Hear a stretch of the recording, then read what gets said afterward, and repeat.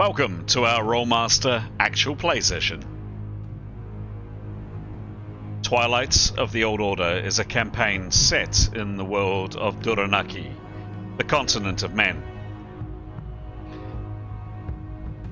In this gritty, cutthroat world, politics, religion, and commerce are all intertwined and reign supreme. Characters need to be both smart and ruthless to survive. We hope you enjoy our story, and, as always, may the dice roll in your favor.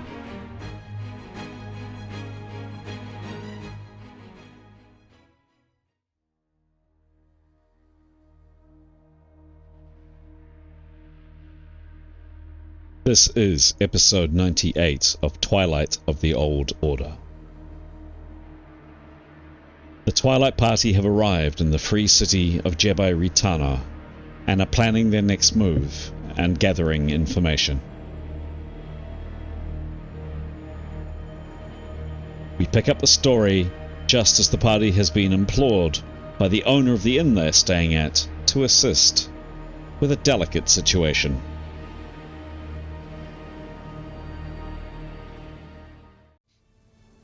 Hello, I'm Chris, otherwise known as GM Chance, and welcome to our story.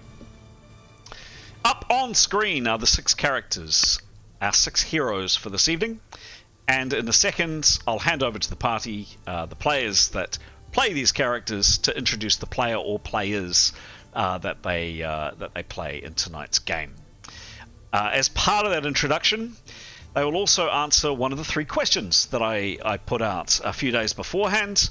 The 3 questions this week were, firstly, how does your character feel about keeping secrets from the rest of the party? Secondly, what type of character in the world is your character the most intrigued by? And then lastly, at what moment in your character's life have they most feared for their life, and why? So these characters are sent out, as I say, a few days beforehand, a chance for the players to mull over these questions, and these questions are designed to provoke some thought, some insight, some greater depth into the character or characters that people play.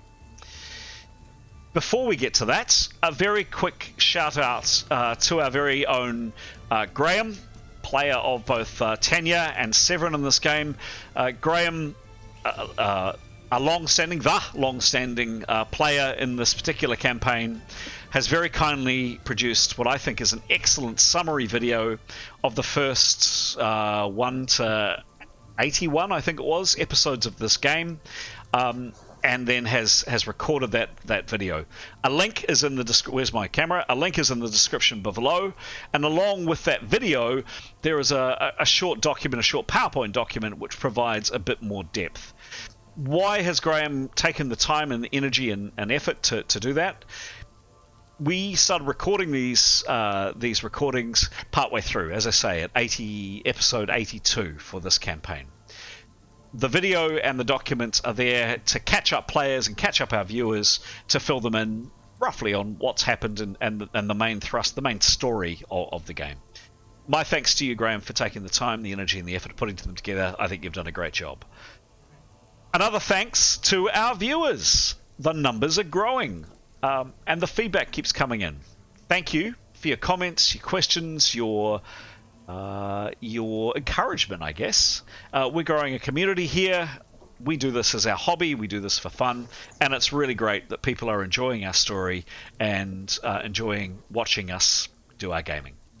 Thanks very much. Keep on coming back. If you haven't already subscribed, love you too. And if you feel so inclined, pop a comment down below, or just give the video a like. But great that you're watching, and pleased that you're enjoying it. As mentioned, we will start tonight with character introductions, and I'd like to hand over to Aidan, please. I mentioned the 3 questions before. Grab one and go for it. Hi, my name's Aidan. Sorry about that. I play the character called Grey, who is a very handsome, burly half-elf. He is a beastmaster with a specialty in wolves. And He also is very adept at using axes, which he likes to use to chop things and chop people.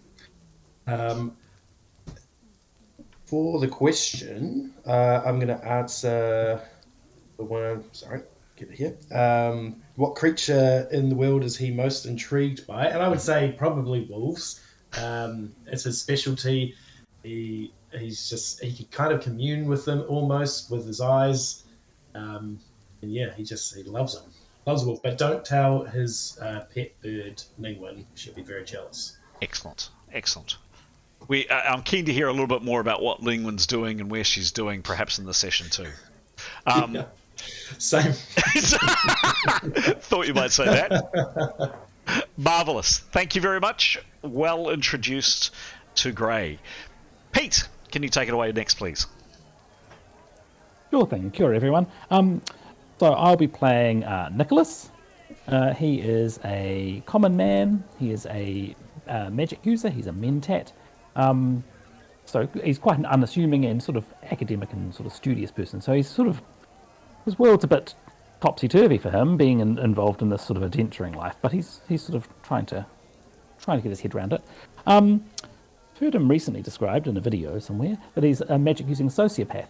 So he's very unassuming and is quite a friendly little guy and just doesn't want to make, put anyone's back up. He has a sort of odd habit of watching people and sort of, you get the feeling he's a bit of an observer. Not creepy at all. He's not creepy. He's not creepy. I was intentionally avoiding that word. And he's not, whilst he's very happy for people to defend him and he doesn't particularly put much stock in physical strength sort of things, he is not a pushover. He's quietly strong. And once you get to know him, but yeah. In terms of a character question, how does your character feel about keeping secrets from the rest of the party? Oh, he wouldn't keep secrets intentionally. He doesn't see the need to. Sometimes some of the things that he, the things he sees he needs to do, perhaps people won't understand why he's doing them. Perhaps people don't get the reasons behind them. In the past, people just have been so short-sighted. So he won't necessarily share always his motivations or exactly what he's doing. But he knows it's for the greater good. So, he knows he's on the right. So that's all fine then. Yeah. Okay. Fantastic. Well, so long as he's doing good things, then that's good. Excellent. Moving on to Graham. Hi, I play two characters in this game. First of whom is Severin Kierdegaard, who is a swordsman by profession and is quite obsessive about that in his pursuit of excellence in that regard. He is a Northman. He's a sort of bulky but very well dressed chap, naturally good humoured, quite a charmer when the mood takes him. In terms of his question for the night, what type of creature is he most intrigued by? He once got close to a drake, which is a large, intelligent dragon-like creature, and he was completely awe-inspired by what he saw. He was sensible enough not to stick his head above the parapet, but he found the thing quite awe-inspiring. Not that he'd necessarily like to get near it, but he'd probably like to know what, it's obviously an intelligent beast. He was quite intrigued. My other character tonight is Tanya Anastasia, who is a hunter by profession and a wood elf. She is somewhat reserved, watchful, sometimes spiky, often aloof, but with very refined manners. Very well dressed, fiercely attractive. Takes a little while to warm up to, but it's pretty loyal once you get there. And her weapon of choice is the bow, which she's rather she prefers to be at distance, but she's trained for most of her adult life in archery. Her question, I'll take the same one. I guess she's a little, when we say intrigued by, perhaps it's not quite the right word, but whatever Azonoth, god of the undead is, it doesn't sound good. And if that's what's really coming her way, I guess she's sort of thinking, well, what the hell do we do about that? And I guess she'd like to know a little bit more what that is before we stumble upon it. Okay. Very good. Thank you. Let's go to Anthony. Kia ora, everyone. So I'm playing Ascalion, or Ascal for short. He's a tall half-elf warrior mage who at times couldn't hit the side of a butt. However, Ascal also comes from a port city, and accordingly, his favourite weapon is his trusty cutlass. As far as the question goes, at what moment in your character's life have they most feared for their life and why? Well, the party's in between after a poor attempt at leaping over a slightly suspicious-looking flagstone. He failed this leap and hit the flagstone and fell into a spiky mechanical box trap. Shook and shaked just to make sure he was suitably injured. And it did not die, just not. But yeah, that was a very unfortunate time. And he feared for his life.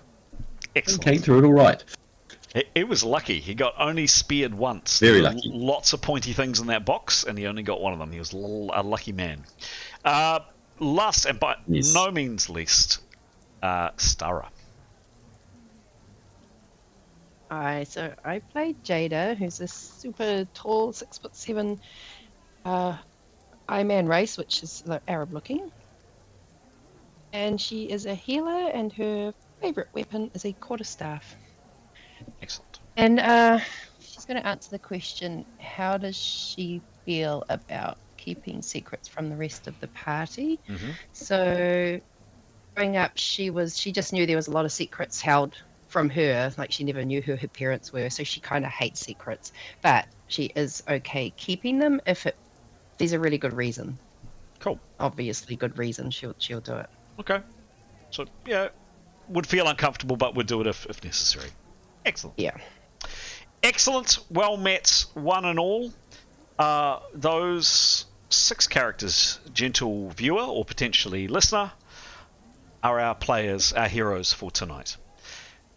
Pete, I'm going to ask you to provide a summary and of what happened last time, and also just a bit of a summation of the game so far, a little bit, just reminding people that those summary, both video and documents, are in the description down below.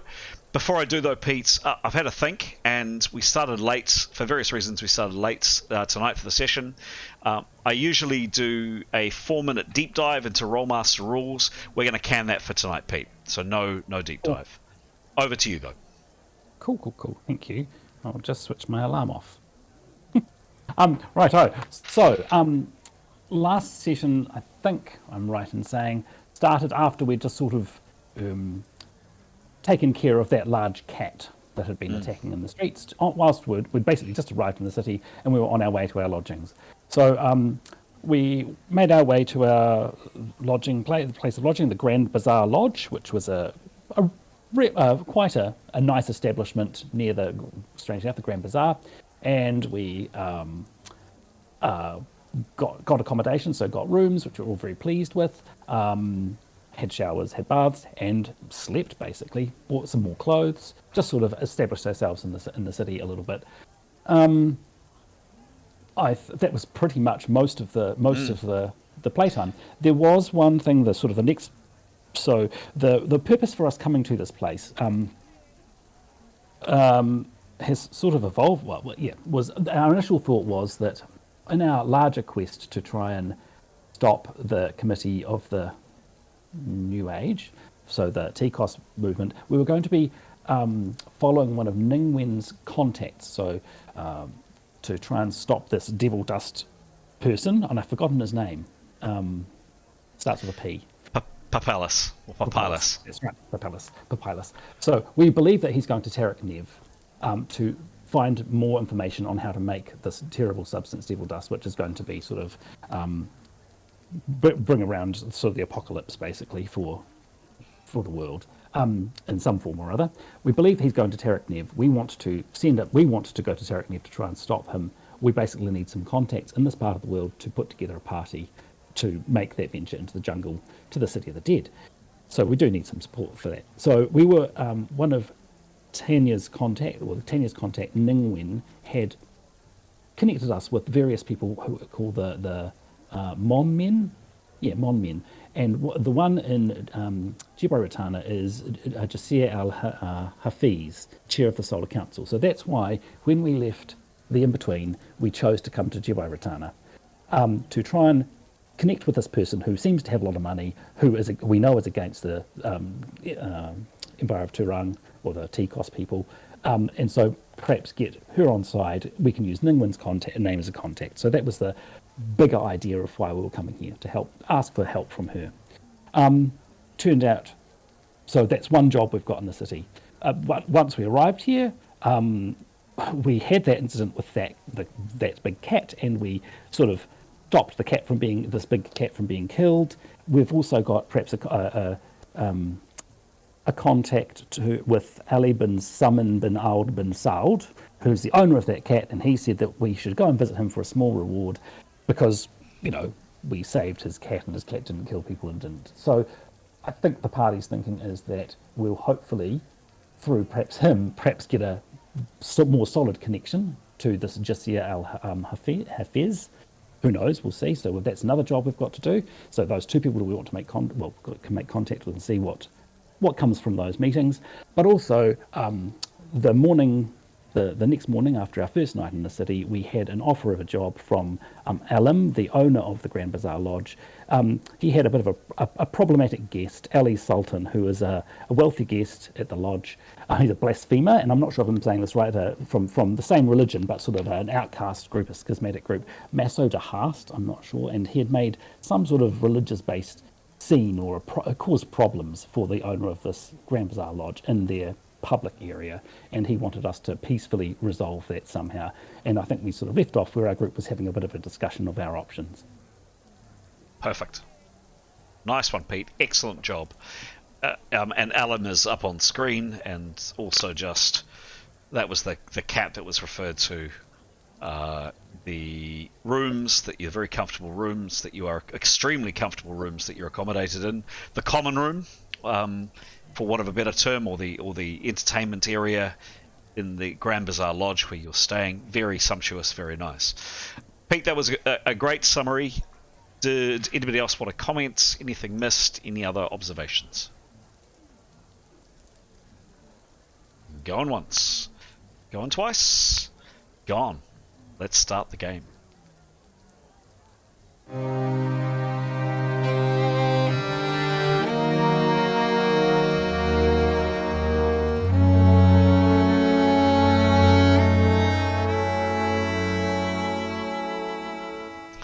So yes, indeed, in the free city of Ritana, specifically in the Grand Bazaar Lodge's, how would you describe it, private dining room. So off to the side of the space that I just showed you, you've been asked to speak with Alim. He came in, had a conversation with you. He stepped out of this private dining room and closed the door behind him. It's just the party in the room at this stage. A couple of last points. Some of you went out last time to get better quality clothing. There are a series of sellers or merchants or traders in the actual inn itself. So inside the inn, inside the complex, there is a small area where some higher quality traders also seem to trade. Some of you went down and purchased some good but not exceptionally high quality clothes, so certainly upper class high quality servants clothes, but nothing amazing. So some of you are quite well dressed. Some of you have fished out other clothes from your packs, probably a bit musty and perhaps slightly bloodstained, but still a lot better than the filthy rags that you arrived in. You were quite a mess when you arrived. So you're all respectably dressed-ish. Not amazing, but reasonably respectably dressed. You're currently sitting in this private dining room. Alim has closed the door to allow you to discuss. What do you do?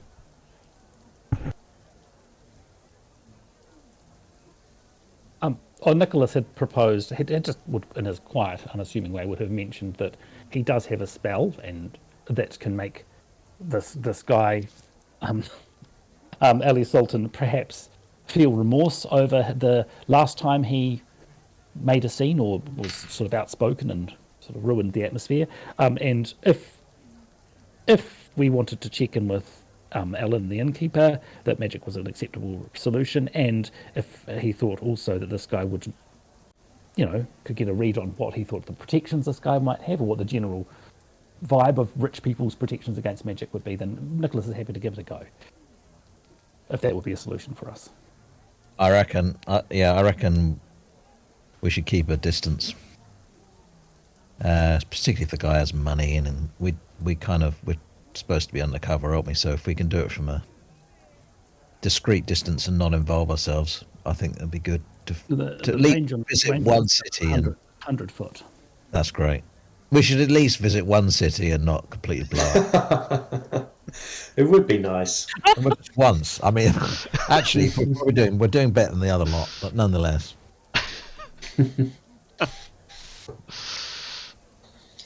So, yeah, I think if our spokesperson could ask those questions of Alan, we could get a read on if that would be a solution that works. But it was sort of an evening engagement, like occasion, wasn't it? That was the thought. 2 days' time. 2 days' time, so plenty of time. So we can... I think we should propose that as our solution. If he doesn't like it, we leave it. Yeah, Severin would be happy to have that conversation. Anyone else? No, I think that's a good plan. Oh, Plan. Yeah, Sounds good. Sorry, my Discord locked up, so I missed even all the discussion. But yeah, sounds good. Okay. All right. And then we were gonna. What time was our appointment? I thought any time. It was just we were going to go a calling All right, we'll go a call-in. at the cat owner's house, right? The cat owner, his most gracious cat owner. Yes, Should we bring some treats? I think we should definitely. All right. What do you do? What happens? Talk me through it.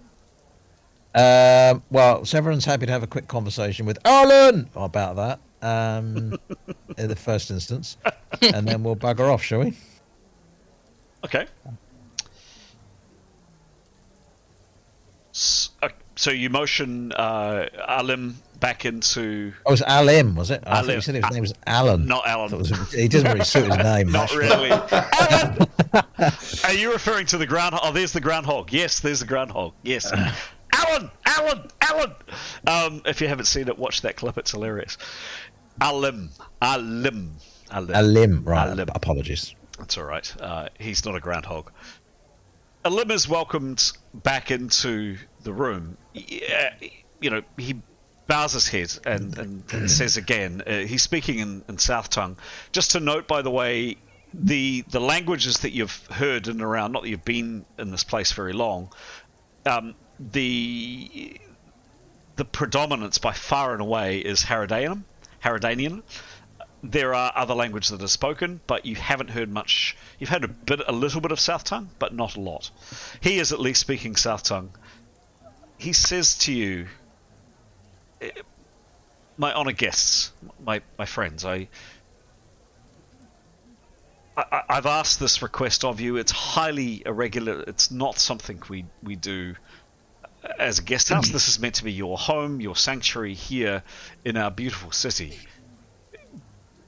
But, as I mentioned, you have proved yourselves worthy of resolving situations without violence and perhaps in a delicate manner. I greatly appreciate whatever help you can give, but I totally understand if you wish not to get involved. This is not your issue after all. So Severin will relay Nicholas's points. I guess would start off by saying something like, we a touch that you would return to us in your time of need. We are new to this town and not familiar with all its customs, so forgive us if we step out of line or say the wrong thing, as can often happen when you're far from home.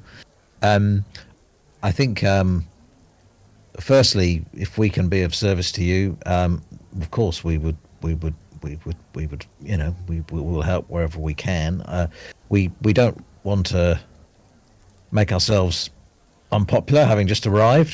So we would assistance we give, we would like to do so subtly and in the background. But if we can be of service, we would be. I suppose our concern is wanted to get your feelings on the use of, for want of a better term, magic, and whether that was frowned upon in your house and indeed your culture, and get your feelings about that. And then secondly, whether you had any information whether the person concerned would have any protection from such devices, or indeed your premises. My premises in some of the wealthier suites, yes, there are certain devices which trigger when incantations are cast, as are a number of the more prominent buildings in the city, I understand. In terms of magic and incantations, no, we within reason. I guess I would be curious to know what kind of incantations. I have heard stories of sorcerers and warlocks casting down hellfire and burning people with balls of fire, flame, and ice. Please don't take offense, but I would not necessarily welcome such things in our humble accommodation here, he says, looking rather novice. Certainly not, sir. I think what we had in mind would be rather modest compared to that, and a lot less violent, or indeed, yes, or indeed, there's very little evil about us. We are God-fearing, good people, and no, that sort of approach is not our style, to say the least. So we know we're talking about something altogether subtler, and something that won't cause too much in the way of harm. Well, that was, I guess, the prime reason for me coming to you, that you seem to manage to resolve things in a discreet and non-violent way. So I guess just reinforcing that point, I would welcome it. Yes, obviously I don't want to bring this beautiful establishment, my business, my livelihood, one of my livelihoods at least, he pats his rather large belly at this stage, into disrepute. So if it can be done, as you say, with tact and subtlety, and any possible insults can be mitigated, then I would certainly welcome that. We will certainly do our best. As to your next question, whether our potentially somewhat rambunctious guest, Ali Sultan, might be magically warded or protected, that I can't say. He pauses for a second.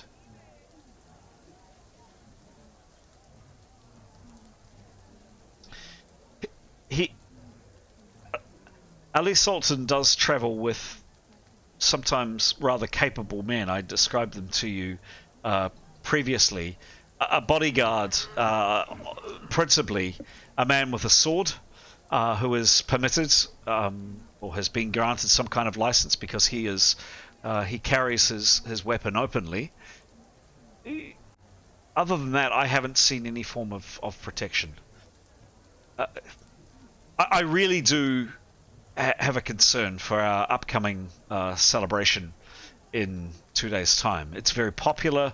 The performers are well known and well liked and respected, and not only are specific guests coming here to watch the entertainment, but also a number of higher quality and upper class members of society coming here to enjoy this evening's an evening's revelry and spectacle at the lodge. Because of this man's, Ali Sultan's, disdain for, and it looks as though he's about to spit on the ground as his lip curls, and you can see that he is containing clearly dislike for this person, with his apparent disdain for pleasures of the flesh and luxury and good things. I fear that this man is going to ruin the evening. He'll sit in the audience. He will call certainly the performers ungodly and the attendees lacking in faith, and he has the potential of turning what should be a wonderful and enjoyable evening, slightly erotic, yes, if that is some may describe it as that, of course, into frankly a complete farce. And I really do fear for the reputation of this inn. As I mentioned, of course, Ali Sultan pays well. He has also been very generous, and again he says this, and you can see him say it almost with literally gritted teeth. He has also encouraged some of his kindred, also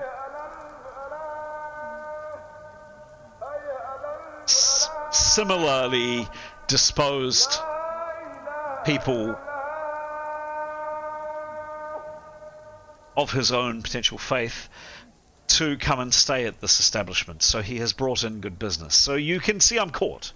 I want there to be a good evening, and I want people to enjoy the celebrations and the spectacle of some beautiful people without much in the way of clothing, dancing and performing.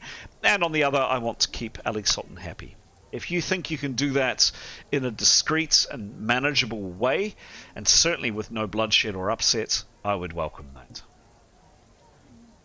And be hugely appreciative of you as my honoured guests assisting me. Well, all we can say is we'll do our best. It would be a pleasure to help and assist you, and we will do our best. That is most kind, and you can see almost physically his demeanour. His shoulders lift back, and he's been quite hunched and quite tense, and he puts his shoulders back and he smiles. And he smiles at all of you. He makes eye contact with each of you and he nods. Thank you. I appreciate you'll do your best. You'll see what you can do. I really greatly appreciate it. My thanks to you. In terms of a reward, I can't offer much. A small coin of gold is my appreciation, and of course for your stay this time in Jebai Rima, there will be no charge, and certainly on your return we would look at a heavy discount. Very, very gracious and kind of you. You'll be friends of the house, no doubt. Could while we're here, could I ask a question? The individual who and I'll say his name. I can't remember his name, but I would know his name. The Jalalabad guy. What's his name? Ali bin Salman bin Faroud bin Saud. It sounds like one of the Saudi royal family. Not at all. Is he? Is it? Have you borrowed that name? No. All right. Severin would just like to ask, just explain that we are due to go and have an audience with him. He wishes to thank us for helping to sort of retrieve his pet, as he would call it. We obviously don't want to cause offence. We are new to town and not familiar with some of the customs we'd like to be. Could you sort of give us any sort of hints of something, the measure of the man, or what we should be expected to do in his company and so forth? We don't want to cause offence. I don't actually know the man, to be honest. I have only learnt of him with the incident that happened yesterday with his animal getting loose. All I've discovered subsequently is that he is a merchant of relatively well-to-do means, a textile merchant, I understand, but not particularly well known. Yes, that's really all I can assist with. I'm sorry. No, that's okay. It's and in terms of visiting a gentleman of his station, is it are there traditions to be observed, gifts to be taken into people's homes and so forth? I feel foolish asking you, but as I say, we are completely strangers to this land, so. No, and I welcome the questions. We see people from all manner of strange lands here. We had visitors from the nation of Persania recently. Strange people. They worship strange animal-headed gods and quite bizarre behaviour. But yeah, no, we welcome questions in our wonderful society. I see, however, and he gestures to both Jadar and to Askell. There are people of the faith. I understand, or at least I believe, their knowledge perhaps might be able to augment what I'm about to say. But no, my understanding is you are going to seek his thanks. On this occasion, I would certainly dress well, but nothing else that I can think of. I don't know the man myself, so I'm afraid I can't comment a great deal more. Oh, well, thank you. That's advice well received. That's great. Okay, well, we shall thank you for your audience. We shall be on our way. So tomorrow, here in 2 nights' time, he says, looking. Oh yes. Oh no. We're just going to go to our appointment today. Oh good. Yes, but just confirming. But yes. Of course, we'll be in your residence in 2 nights' time. Yes, for sure. And Nicholas will quietly pipe up, or before. What about tonight? Well, yes, if you wish. Ali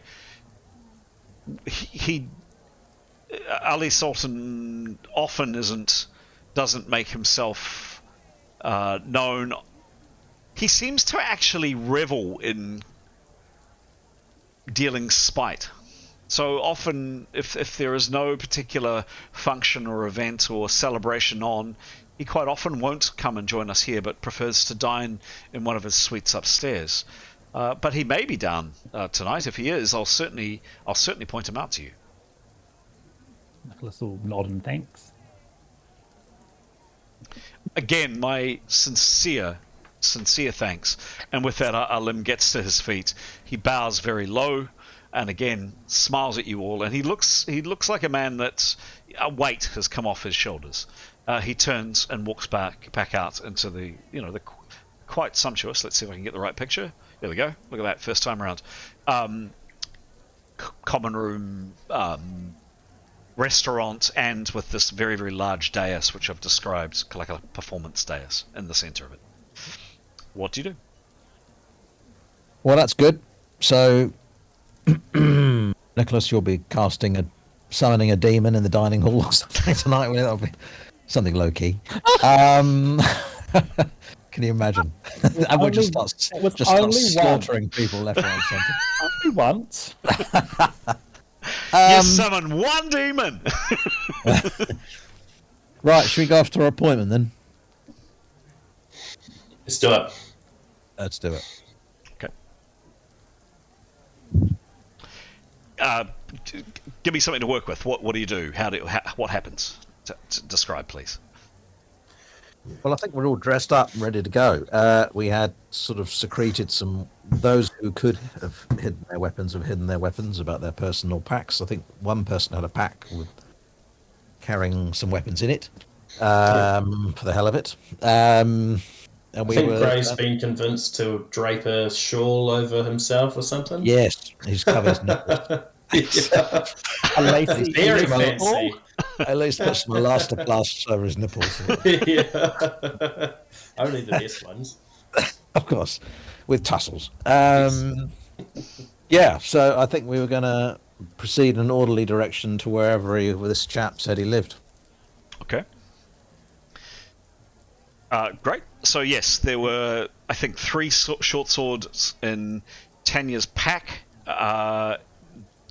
being carried by Grey. Tanya is keeping an eye on the pack. Severin has taken his broadsword, strapped it to his back. Sticks out a bit, but he's covered it with long flowing robes. And some of you are dressed in your second robes that you carry, or sorry, second clothes that you carry. Others of you have purchased some clothes in this enclosed marketplace. You're looking tidier than you were before, but not immaculate. All right, and you set off. Can I just check in? Is Anthony, is your Discord working okay? It's not the Discord, I think it's my Wi-Fi, so I've swapped to my laptop now, so hopefully that'll fix it. Because it's dropping out. It was dropping out a bit, yes. Yep. Yeah.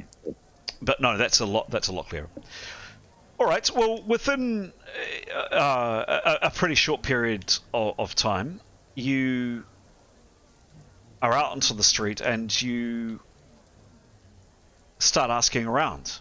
Now, what was somewhat curious was one of the guardsmen or servants or whoever it was that assisted Ali bin Salman bin Faroud bin Saud. I might just go with Ali Saud for shorthand. Looked at you and said, as the cat was being led away, that my master is very famous. You should ask anybody. And it's quite curious. Well, curious. You're not sure if you maybe just been unlucky, but you end up asking about. It takes Jada and Askell, principally speaking Haradanian, several attempts. You end up speaking to about 10, 15 people, and it's only on the 15th person that you finally get an answer. Yes, they do know of the gentleman concerned. He is to the west, in what's known as the Land District, over by one of the small lakes that exist inside Jebel Rima. Excuse me. But yeah, it took you quite a while to actually find someone, which was slightly not what you perhaps not what you were expecting. You'd been told that he was easy to find. You walk through the city streets of Jebel Rima, and just to give you a bit of a flavour of the place, a few images coming up on screen. So, this would be a very, very common building that you would see. This type of thing as well. Market scenes, street scenes, some very, very grand buildings. You certainly note. Just a kind of an overall street scene, just to kind of again set the scene a little bit. Beautiful minarets, incredible architecture, and a blend of people. By far and away, the majority of people here would be of Arab origin, you would say. So, Jada and Askell, people of your culture, people that look like you, dress like you, are speaking the same language, same customs, etc. Also, however, mixed in are a group, or quite a number, of Easterling, or we might say Oriental in our part of the world culture as well. Certainly a lot less, but they would make up the next largest part of the population. And then lastly, there's a mixture of all kinds of other races and all kinds of other peoples, etc., etc., etc. Large number of religious symbols up on the buildings, the vast majority of which would be symbols which are symbols of the Al-Tumar faith, which is the faith of the Arab culture. But there are also other symbols and idols, etc., of other faiths as well.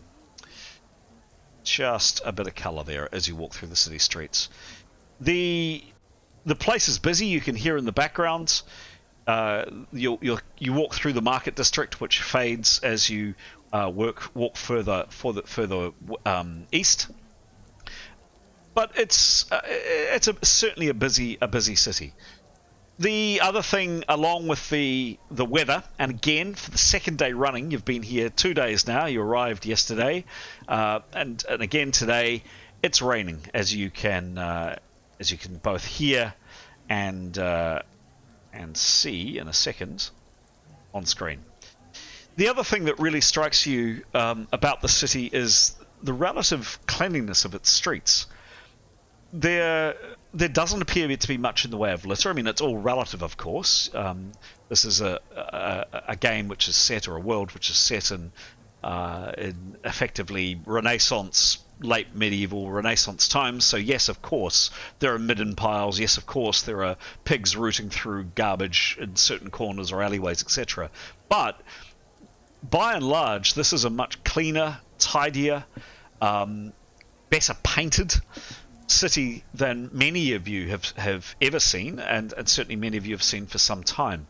The soldiers that patrol the street appear to be well dressed, with high quality weaponry and equipment, and all in all, this appears to be a wealthy and prosperous and extremely large city. You make your way west. You travel past east, traveling past a number of different canals and small inlets and lakes. You have a couple of wrong turns, but thanks largely to both Jadar and Askell being able to speak the language and being fluent in the language, you eventually find your way there. You've had to ask a few more people on the way, but people have eventually pointed you in the right direction. You arrive at the house indicated, probably maybe half an hour, 3/4 of an hour, walking through the city streets. By the way, everybody, at any stage, if you want to interact or do anything, say anything, watch anything, ask any questions, please let me know. So on the way, anything I should know about? Well, Stephen was just going to suggest to either Askell or Jada, whoever would prefer, whether they might. He doesn't mind speaking, but he likes to talk, as you know. But if I don't know if one of you guys would mind sort of doing some introductions and in the manner of your culture, just so we kind of smooth things over from the start.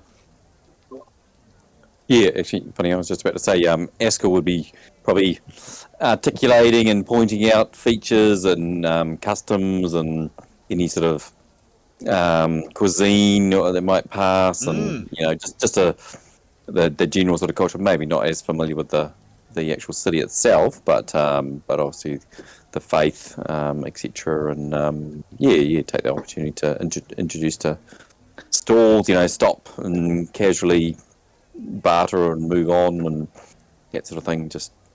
I think Askell and probably more so than Jada would be quite, seeming very much at home and quite casual, and probably a little bit of a spring in his step. He's sort of home away from home. Nice. Stops and knock off, I don't know, 5-10 pieces if you hardly urgent, not a lot of money, but maybe for a couple of snacks or sweetmeats that remind him of his childhood or whatever, for sure. Nice. Yeah. Gray would be keen to pick up a couple of the little treats for the cat if there's anything on the way, just to definitely make sure that he's in a good mood. There's mystery meat on a stick. That's perfect. Askell, perhaps Jadar, but certainly Askell comments that you can see that the meat, which is turning over a small fire on a stallholder's stall, and there's a particular type of spice that's used. It's kind of a fiery chili-based spice. Askell, you love it. It's called dudak, and it's delicious. You dip the mystery meat in the dudak, and it's fantastic. And you absolutely insist that everybody stops and has some. Some of you maybe a little bit too fiery for your palate, but definitely, Gray, if you'd knock off a copper piece for a reasonable supply of meat on a stick. Cool. Maybe not the spicy one though. I don't know if the cat will like that. Sure. Done. Askell may, engage with either merchants that might be selling, even though we've just bought clothes, he interested in a few bits and pieces as well. Just probably practicing his haggling, as it would be expected. Yep. Yep. Just as a heads up, probably more for Star, I think in particular, general rule of thumb in this game in a city is if you want to buy generally anything in this book, particularly if you can speak the language, in this book here, there's a price list in it. There's a city price. I'm happy for you to just simply pay the city price and mark it off. Do let me know what you purchase and obviously mark it off in the experience tracker where we keep a tab on money. But in a city like this where there's plentiful stuff available, no need to haggle. You can just simply purchase, add it to your character sheet.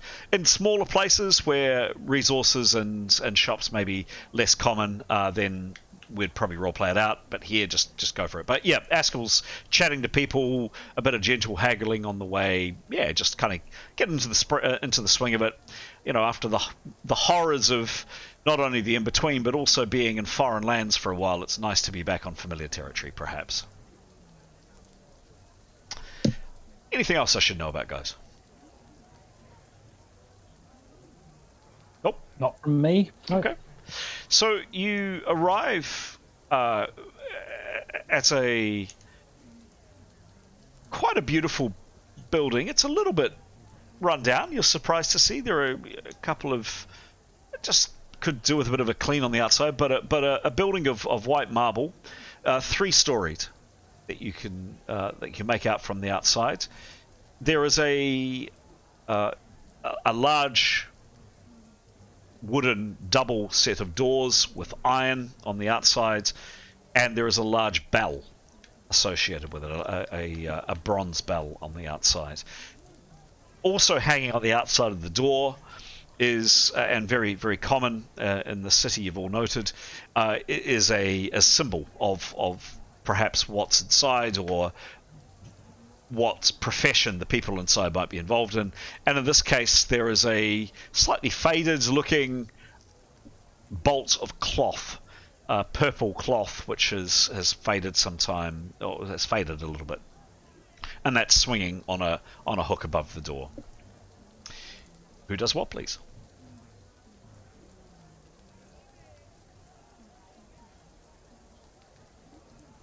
Well, if Haskell's game to do the pleasantries. Yeah, I was going to say Askell would probably just signal, follow my lead and go knocking on the door. Okay. All right.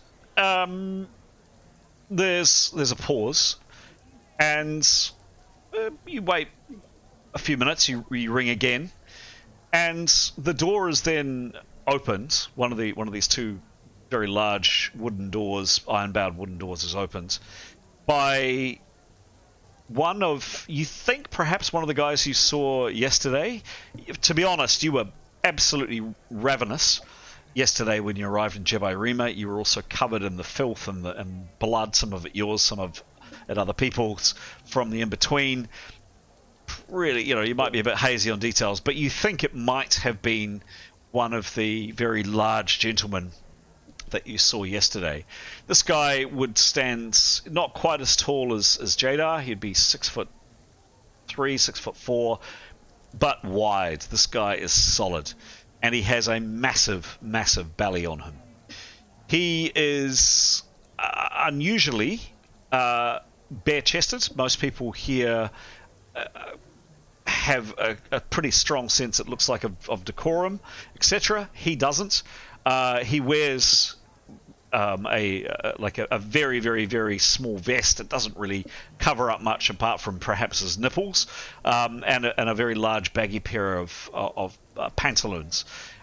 He's wearing sandals as well. At his side is a very large, very long, looks like almost double-handed scimitar. And he turns to you, Askell, and I'm not going. How am I going to do this? Askell. Do we want to do this? Yeah, sick. Yeah, I'm just thinking. All right. Into the chat, Askell.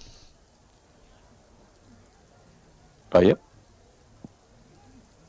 Haskell's chat, or Yeah, Askell's chat. Which we can see. Well, you can. Thank you. Thanks, Pete. How honest you are, Pete. How honest. Thank you.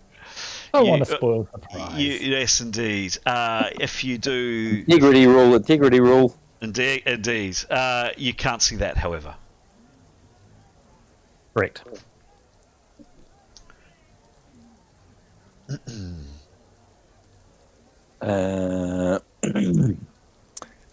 Yeah, so Esker would give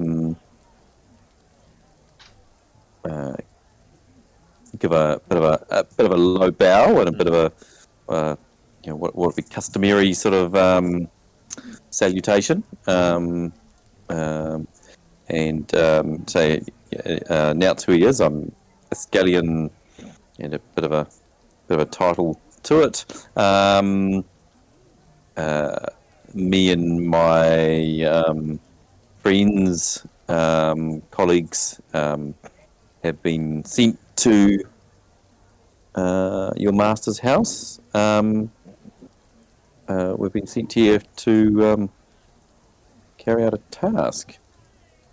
I say that because my Discord was dropping out, so I missed off bits of what we were coming along here for. Oh, this was the guy that we rescued his cat. So he invited yes. us for a small reward. Oh yeah, okay, sorry. Sorry, yes. there, Button. Yeah, no, that's cool. I was just thinking I missed some of the other bits. Yes, and just following on with that is that yesterday in the general market square we assisted your master in recovering his what clearly was his favourite what can I call it, a pet favourite friend animal, most prized perhaps.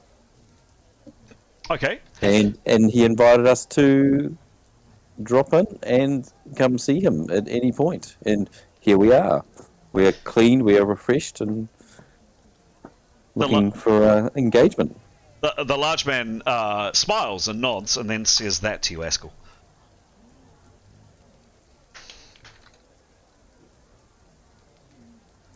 Yes, of course. We could tell. Just by his sheer delight, his pet was unharmed, and we all took care not to injure it. And Askell looks at Jada, or hurt your master's pet, Alice. Is your master home?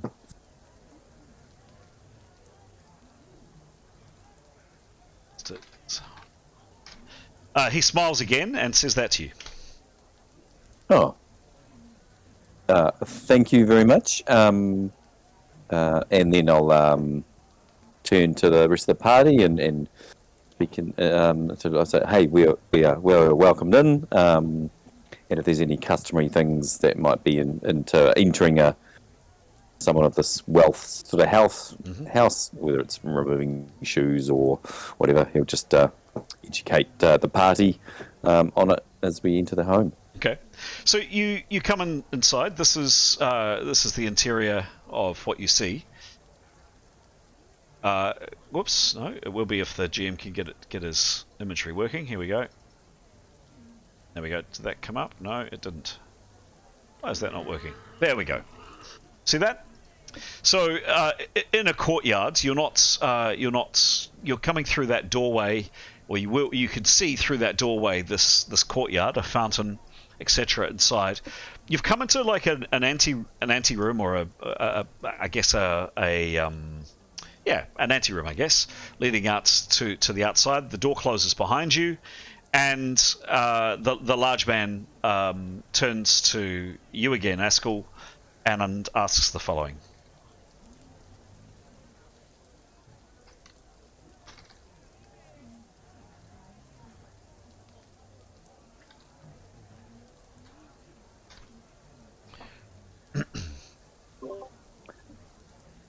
Yes. Asker will happily remove the jacket and pack, and then indicate to the others that to remove any sort of wet sort of outerwear, and he'll turn back to the clearly servant and say, excuse me, your name. He smiles and he starts receiving Askel's wet gear.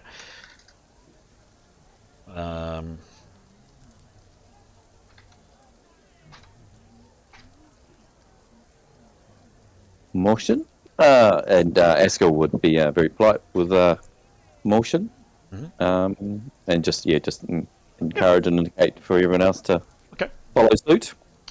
Okay. Does everybody pass over wet gear, etc., where appropriate? Yep. Okay.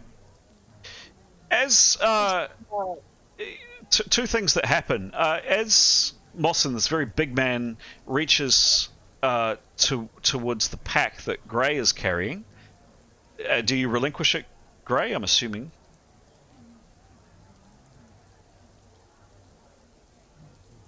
Okay. Sorry, I was on mute. Yes, he'll relinquish it, but he'll want to hold on to the little treats for the cat. Okay. He picks it up, and there's a chink of metal, and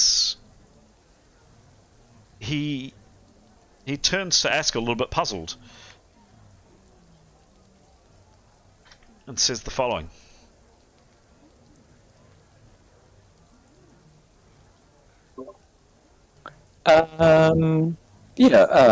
Asker will just say it's just we've been through the markets. Good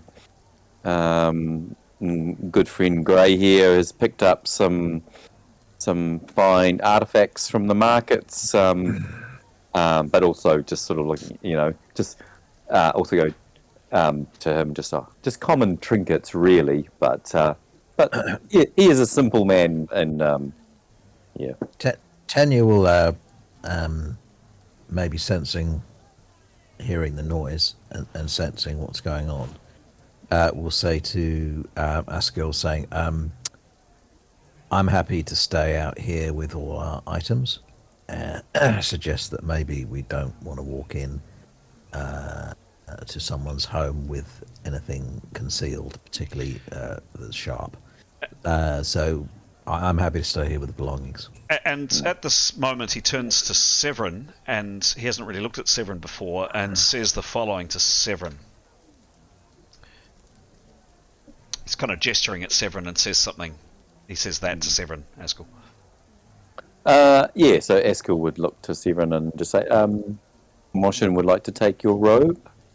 And Severin will bow, and at which point, just as he bows, Mossin suddenly stiffens, and his demeanour changes quite dramatically. His hand goes to the hilt of his sword, and he says sharply to Asker the following.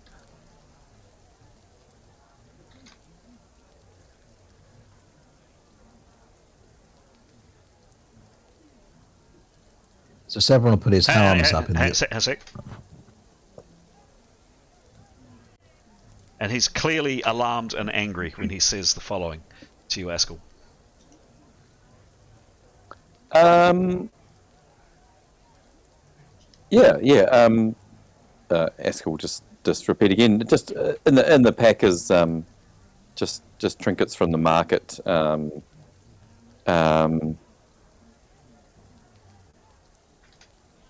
And I'm not sure how to describe the robes.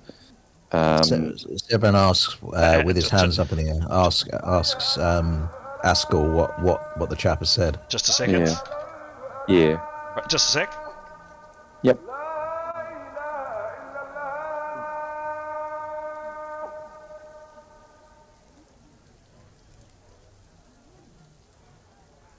Oops, the GM's typing as fast as he can.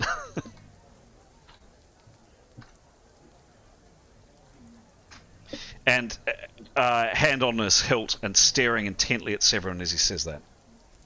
Who's got his arms in the air? Yeah. So Asker will just implore. No. no. We are definitely not savage. We are travellers. We are weary from a long journey, but when to Severin. Severin is our what is it, main. And then he yells something protector. else at you. He yells that at you, and you hear the sound of other people moving around in the house. Severin asked Askel to explain that we are about to he has a weapon on him. He's going to remove it. They're not here in a threatening manner, and if the guy finds him threatening, he's more than happy to go out onto the street. We come in peace, and we are adventurers, however. But if you could explain that, Askel. But I wouldn't try and hide the fact that we have stuff on us, because that could turn out a lot worse. Yeah. So Asker will relay, roughly paraphrase back what Severin's just said to him. Okay. And just begging apologies. We've travelled long and far and weary, and just point that Severin is our protector for the group. But welcome that if perhaps myself and Jadar and perhaps one other will stay, and the others will wait in the street. So Mossin is clearly looking angry, and he says, the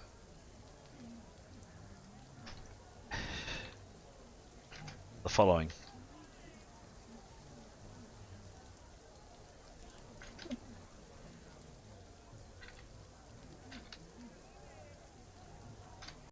And about the same time, 3 other men, similarly dressed, not as large as Mossin, but also quite large, come up, and there's quite a heated exchange between Mossin explaining what's going on, and all of these 3.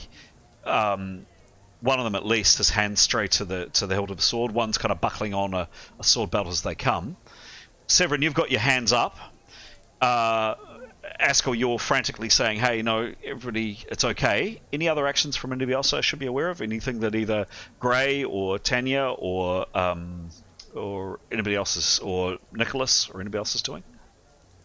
Nicholas will just try and look inoffensive, just sort of little, and be preparing. Okay. Yeah, Gray would just trying to make sure that his hands are clearly don't have anything in them, kind of holding them up a little bit as well, and just try and seem inoffensive. And yeah, I guess he'll be preparing too. Okay. And Jada? I should have really done this in a shared channel with you, Jada. Never mind. I'll do that. Yep, she'll also the same. But she can so the gist, by the way, for you, Jada, because you do obviously understand every word that's being said, is basically, why do you bring hidden swords to my master's house? Are you assassins? Hidden weapons are not the sign of friendly people.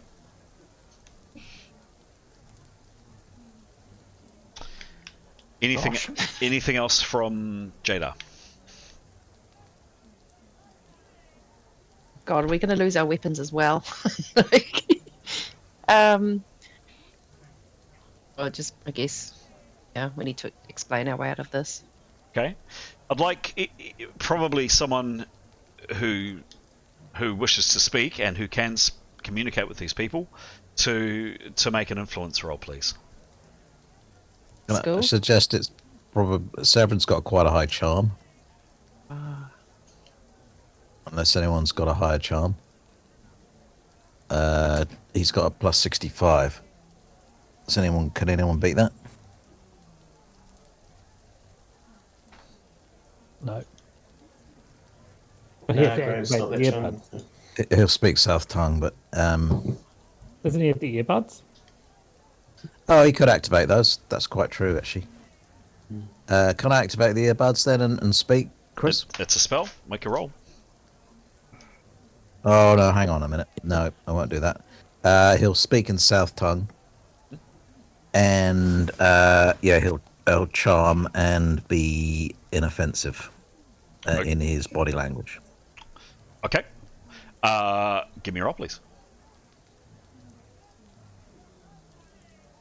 81. Plus. What did you say? 65. 65. 65. Okay. Cool. You. Just a second.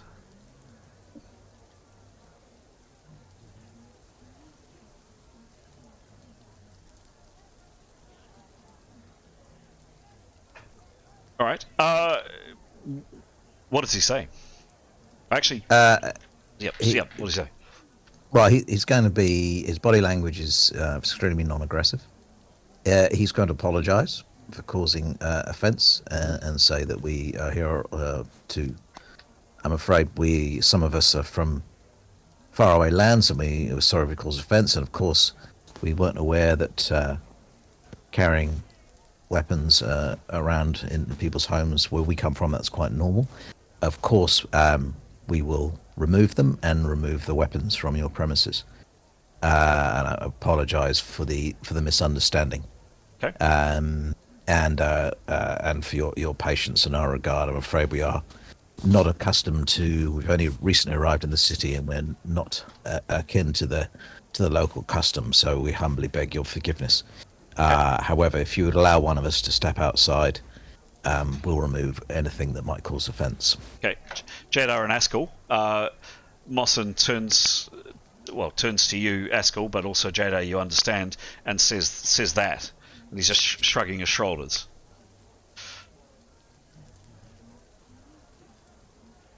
Clearly, Severin is being friendly, so there's degree of tension, with your hands up and there's no aggressive moves. The level of tension dramatically decreases, and the second guy that came up with his hand on his sword hilt has now dropped his hand.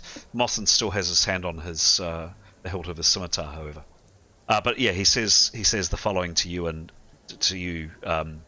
Askell, and Jadar also in there as well. Yeah. Askell would just translate, paraphrase what Severin had been saying, and just try to reinforce. Could you give me a persuasion or some kind of social role, please, Askell? Whatever your social skill is, or modified by your. If you don't have a skill, it'll be -25 modified by your presence. Alright. Let's see. We'll roll first and see. The 26. Let's have a look.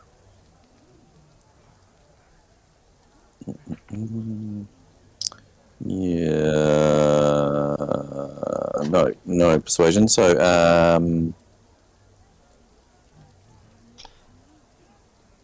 no.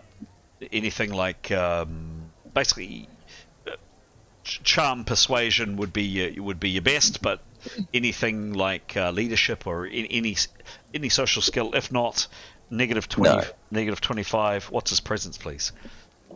Presence is +33. Oh wow, okay, that saved the day. Plus the fact that Severin was quite charming, and even though they couldn't understand him, the vibe of what he was saying came through. And Askell, your words and your presence and your smiles and your humbly forgive us and all the bowing and all of the appropriate culture, plus Severin's kind of winning smile and hey, we're just idiots here, we don't know what's going on, that did it. Had that been a fumble, things might have got interesting. But with that and with the right words, everybody just calms down. And with that, the smiles break out, and there's a comment to you, Askell, or between the guards, something to the effect of,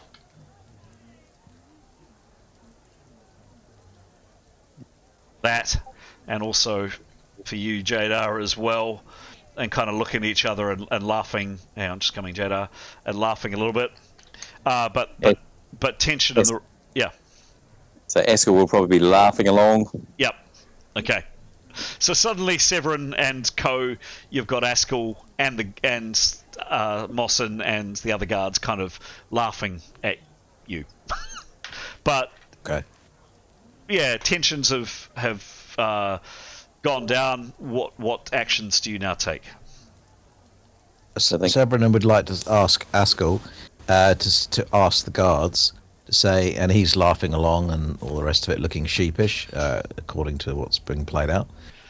Ask Askell, can he ask the guards whether it would be okay if Tanya sat by the entrance with their belongings, and they'll make sure, and waited here while we meet their master. Yeah.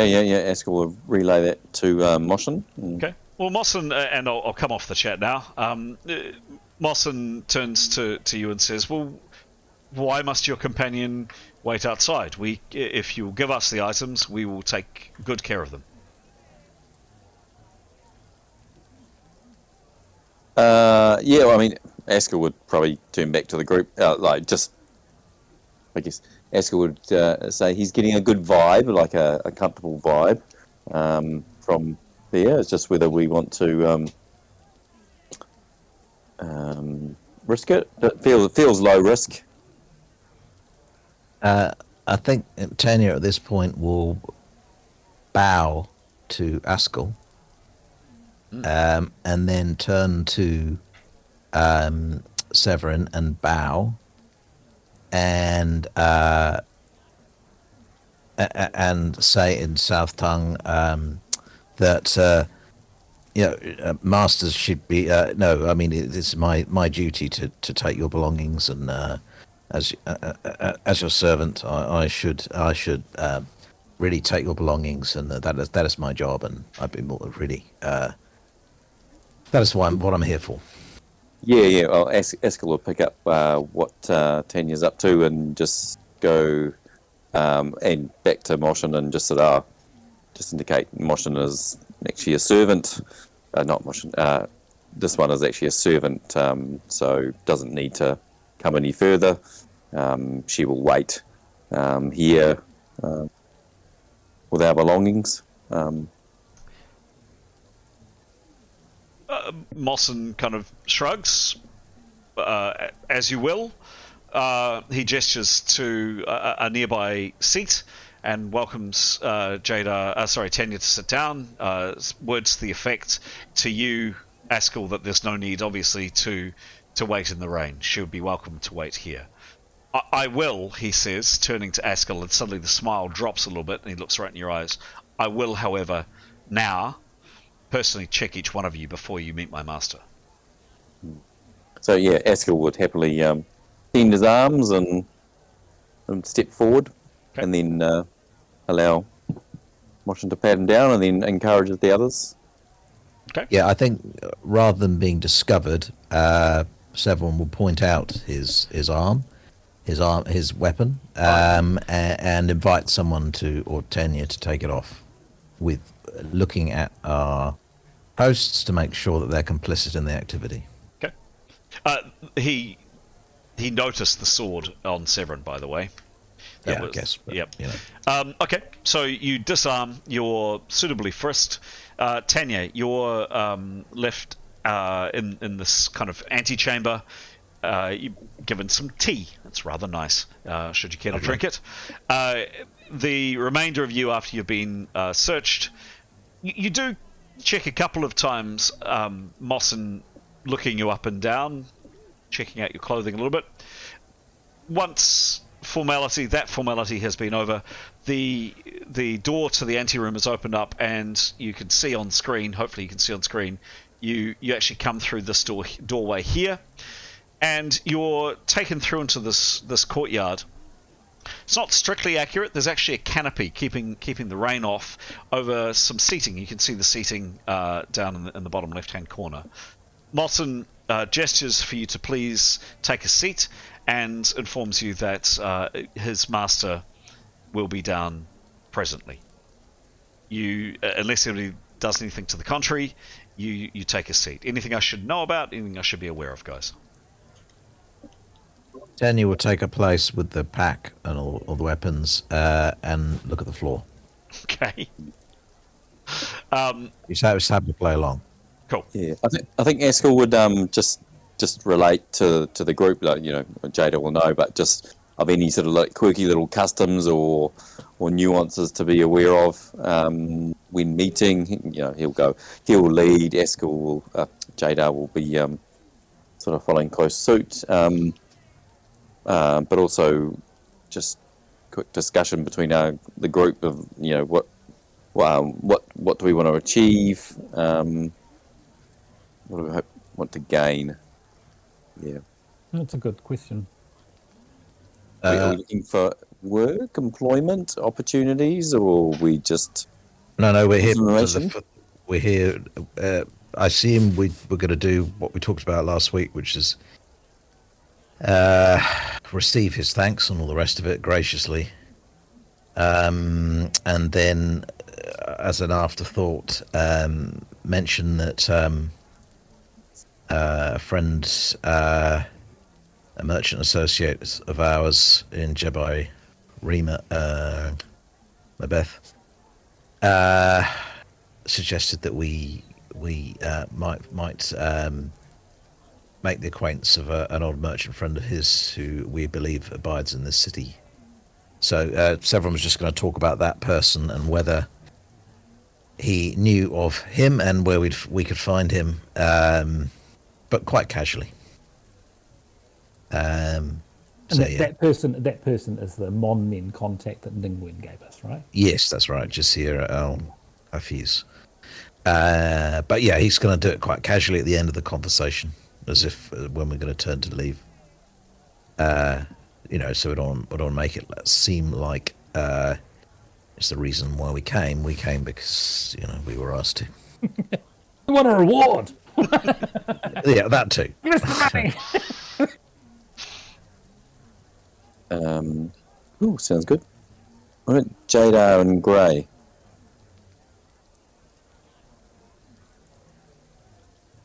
What's that? Sorry? Any stuff from your side? Sorry, I was actually just in the bathroom. I bet But Gray wants to Ray see the cat, is does he? excited to meet the cat. Oh yes, Ballas. Yes. Oh, that's Ballas or Ballas, one of them. Yeah. Jada, Nothing from me. you know, join in the conversation. Very shy. And very tall. Very, very reserved all of a sudden. It's very rare for me to speak, apparently. You play Jada how you want to play Jada, to be honest. No, it's all right. I'm just so scared something's going to happen. I don't actually want to say anything.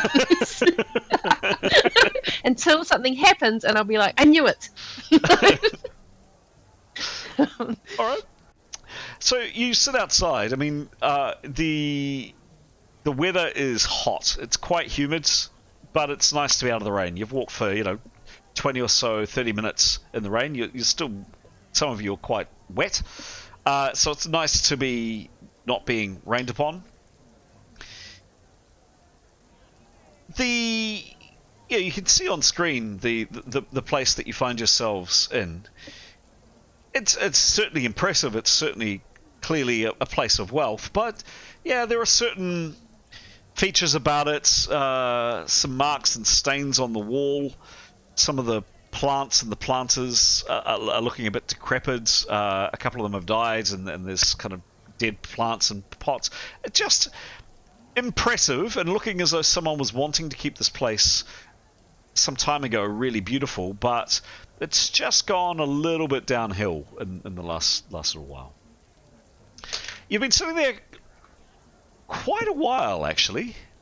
You'd estimate maybe half an hour, when one of the doors off, and you can see down the sides of the courtyard that you're in. One of the doors on the left-hand side, with bronze inlay and some beautiful Altuma characters carved into the woodwork, open, and this man who you saw yesterday strides across. And he spoke yesterday in reasonable South Tongue. He actually spoke with Severin. You may recall Severin, and he welcomes you in that language. But over what he says, you get the impression he speaks reasonable South Tongue, enough to communicate, but he is definitely more comfortable in Haradanian. Welcome, guests. Please. You are welcome in my home. He walks in, and you definitely feel his eye. Yeah, actually, can I just ask perception rolls, please, from everybody?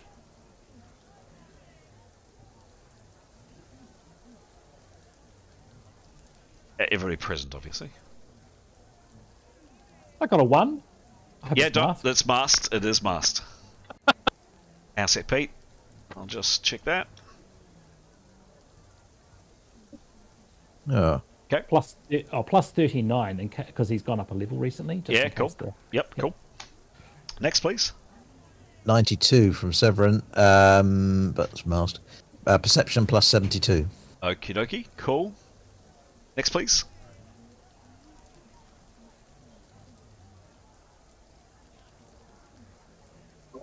Askell got a 46 and plus 25. Cool. And Gray and Tanya. Tanya's... Sorry, Gray and Gray Jada.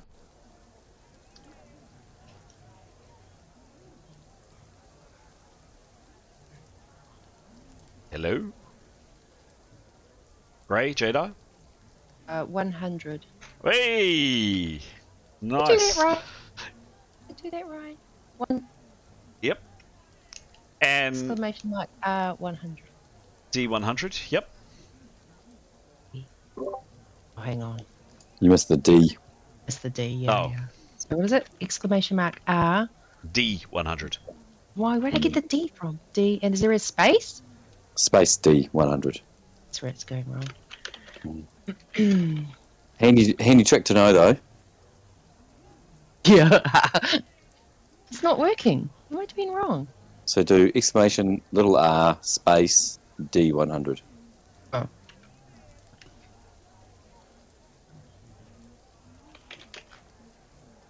Five. 5. Don't forget it's masked, Yes. so this the 5 actually could result in a really, really good roll. You don't know.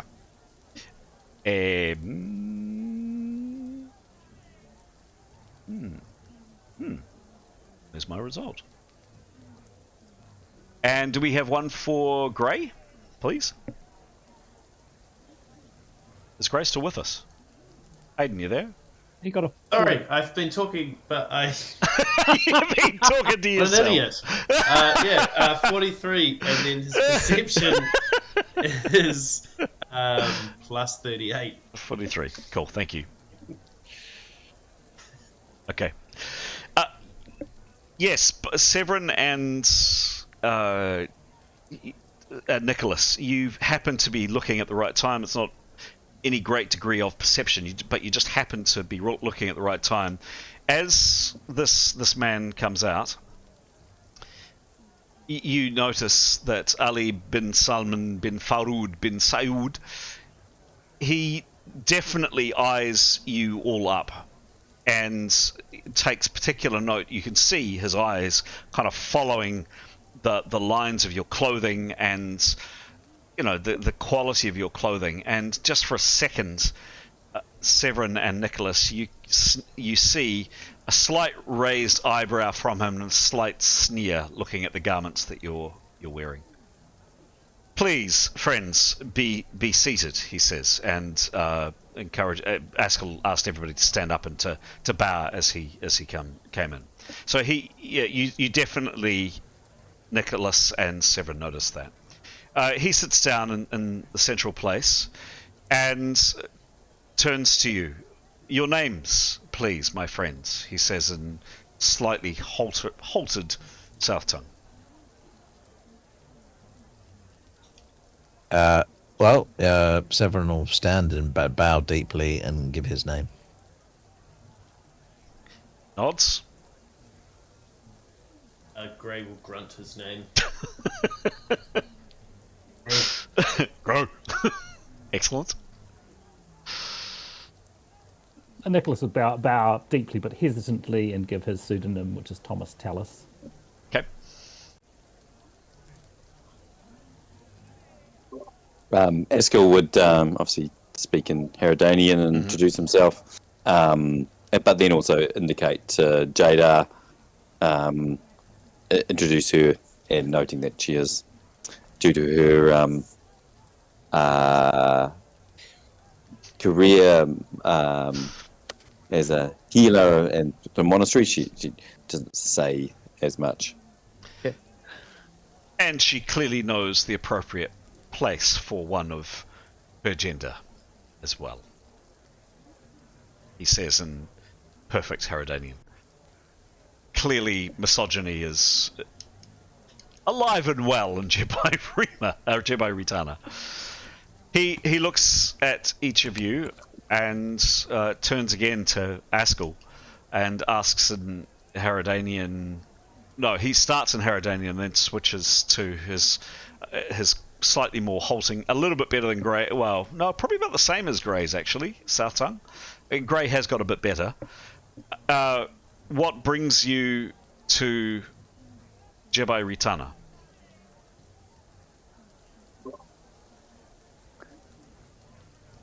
Yeah, well, Eskil will just say we have been travelling, and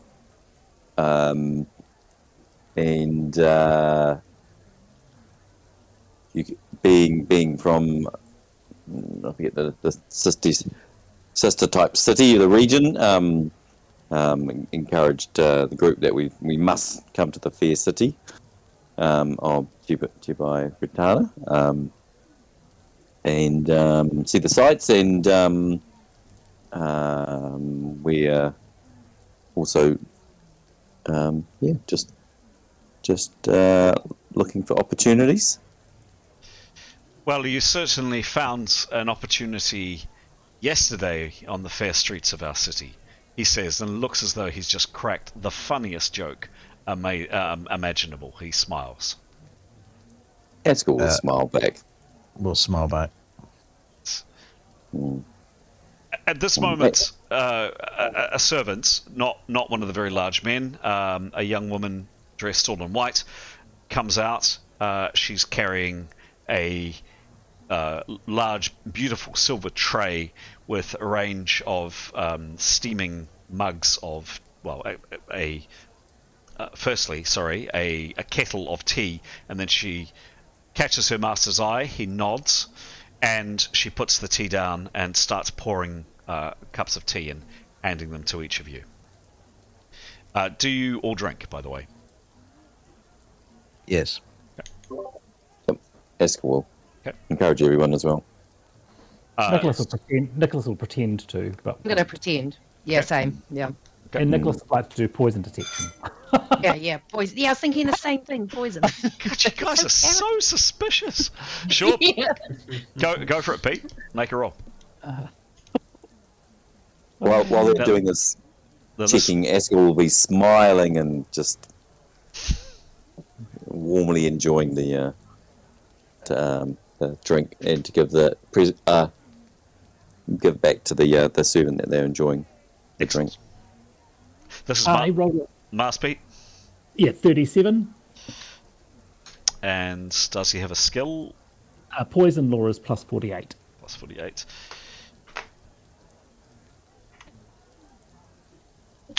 You think it's just tea? Chamomile, if you might be precise. Jada, do you want to do the same? If he thinks it's chamomile, I'll drink it. You don't know what he thinks, of course, unless he shares it. Oh, okay, yeah. So what do I just roll? Just roll, and then add your skill if you have a skill. Otherwise, it's negative 25.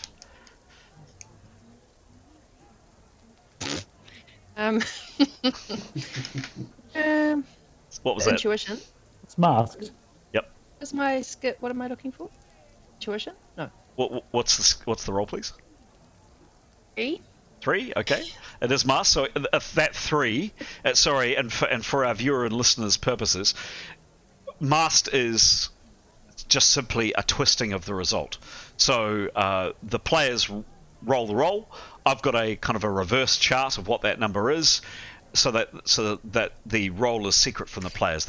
We still take the roll. So that 3, which would normally be a very, very bad roll, could actually be an amazing roll. Do I add my general perception, was it? I would. No, this is a special. This is a really highly specialist skill. So it'll be negative 25 modified by your Pete. Top of your head, what's the stats? I remember, I was just looking it up. I'll find it in just a moment, I think. Okay. Where am I going? Yeah. House rules.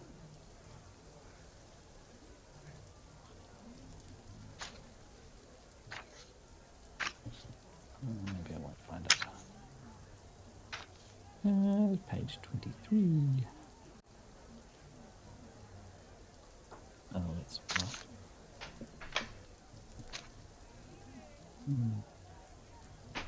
Look in character law. Yeah. No, I'll see if I can beat you to it. Oh no. Okay, poison perception is intuition and reasoning combined. So your bonuses for intuition and reasoning, please, Jadar, added together and divided by 2. The bonus.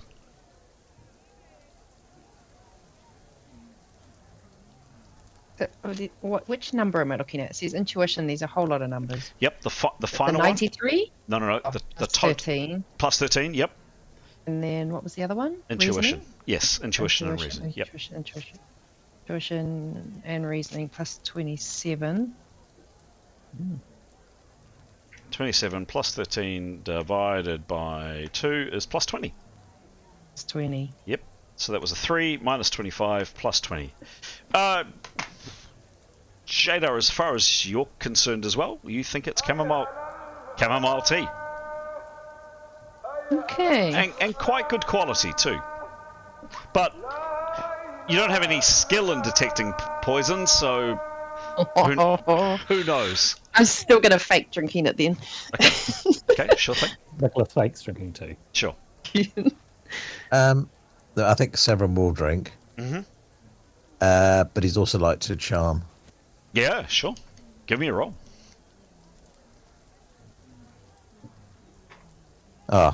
Fail. 1. Oh dear. What's with these rolls? You're gonna die. Roll again, please, Severin. 4. That's good. A 4. Okay. So a 1 minus 4 plus what's his charm skill? 65. Okay. All right. So you attempt, Severin, to as basically it's just you're settling into the conversation after the tea's arrived. Ali bin Saud is kind of turning to Askell to say something. Severin, you attempt to just use your affable, charming, your boyish good looks, not that he's especially attractive, but your boyish good looks to kind of win over Ali. And you just screw it up. You interject just when he was about to say something, and then you say sorry, and then he looks at you, and then you start again, and he starts again. And it's just clumsy. And finally, Ali bin Saud just looks at you, his eyebrow raises, and really he just simply ignores Severin for pretty much the rest of the conversation. He'll nod at Severin, but he's just not especially interested. You didn't necessarily offend him, or but you kind of really had no impact on him. Ali turns again to Askell, and sensing that Askell can both speak his language but also appears to be the spokesperson, and says, I wish to offer you my sincere thanks for the services that you rendered myself, my house, and my beloved pet, Bassus, yesterday. Bassus is a kind and gentle animal most of the time, but can get riled. Why is that man, and he points at Grey, why is that man carrying sticks of meat, by the way? Why are you carrying sticks of meat, he says in South Tongue to Grey. Oh, big cat. My friend. You wish to give to my gall cat. Yes. So Eskel will start to explain how Grey is very much one with animals and very in tune with them. Has a natural affinity, and that sort of thing. Just talk about that. Yeah. He turns to you again and says quite fast in Haradanian, is the man short of wits? Yeah, Eskel will give a little smile. He's just a man of few words. Being so close with the animals, he is somewhat quiet like animals. And he clearly likes to bring bits of meat on sticks to places. Is that normal where he comes from? Where does he come from? As we'll just point out, so Eskel was not only as he's come to visit your wonderful house, but he's also come to bring gifts for your Bellis because of how important it is. And as I said, Grey is very one in tune with animals, a friend to all animals, so you could tell that it would be well received if you're, of course, happy to allow the meat to be passed on. So he is a simpleton then? As we'll go, yeah. Okay. So he turns back and in South Tongue he says, with a big smile, thank you for the meat. The pussycat go yum yum. Thank you. You put here on dish.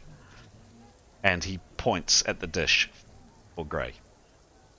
And just gives this big kind of nod and smile as you would a very slow person. Good. So Grey will look at him and think he's quite strange, and then put them down and say, yes, yum, yum. So he kind of weirded out by him. Right.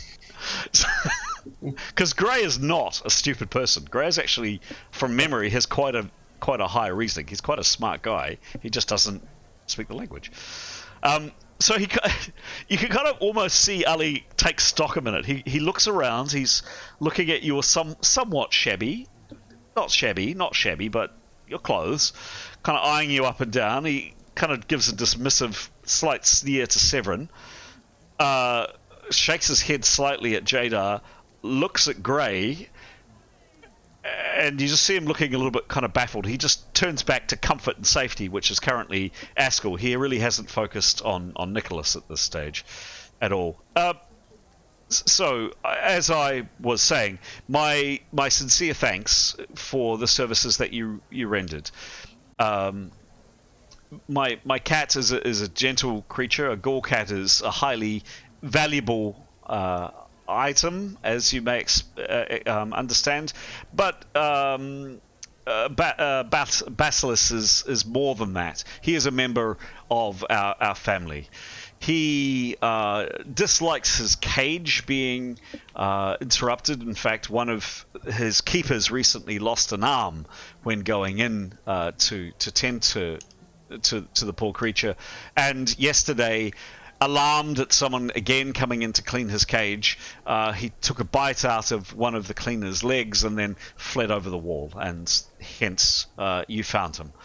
I was terrified that something awful would happen to my beloved, and I sincerely thank you for your kind assistance. And again, at this moment, you're interrupted again by the same young woman, accompanied with another woman at this stage, this time coming out, and she's carrying, she and her companion are carrying a load, or 2 trays, a tray each, with the smell of quite delicious, and particularly Askell, mouth-watering food, smells of food coming over in your direction.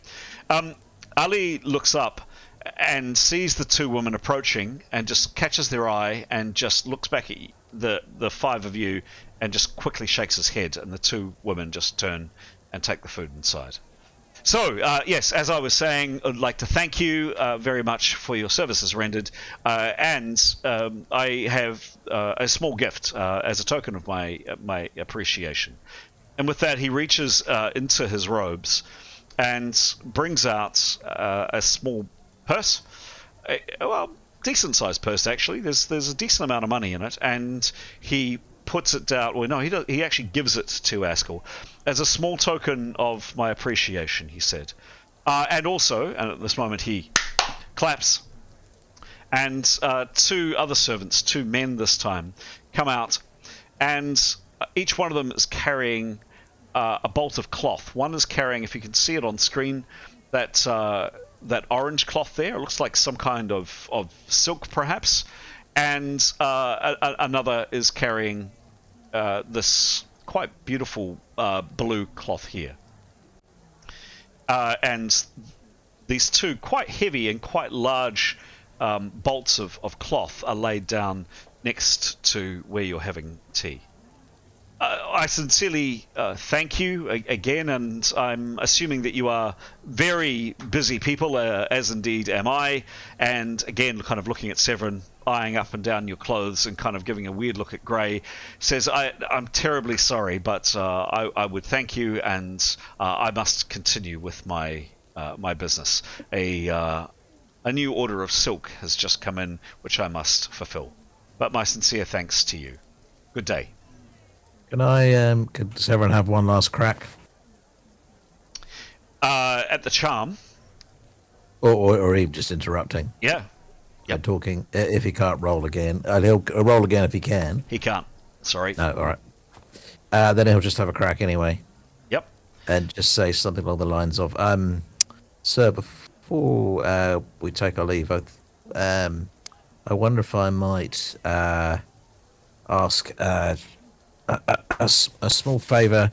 We're trying to find an acquaintance in town and wondered if you might know of him, since he is also a trader in this fine city. Yes, he says, somewhat dismissive. He kind of catches himself, senses he's being a little bit rude, and kind of pulls himself. Yes, of course, sir. How may I be of assistance? The name is Jasir El Hafiz. We have not met the man, but we have sort of acquaintances in common, and it's been suggested we might make his acquaintance while we're in the city. Have you heard of such a man? So 2 things. At the mention of this person's name, suddenly Ali sits upright, and his head snaps back, and he turns to look at you, and he says, "Can you repeat that again, please?" Certainly, yes. Some associates of ours, some merchants, associates of ours who we've done some business with back in Jabba Beth, recommended that we connect with one of their acquaintances, a man by the name of Jasir El Hafiz. Do I know such a man?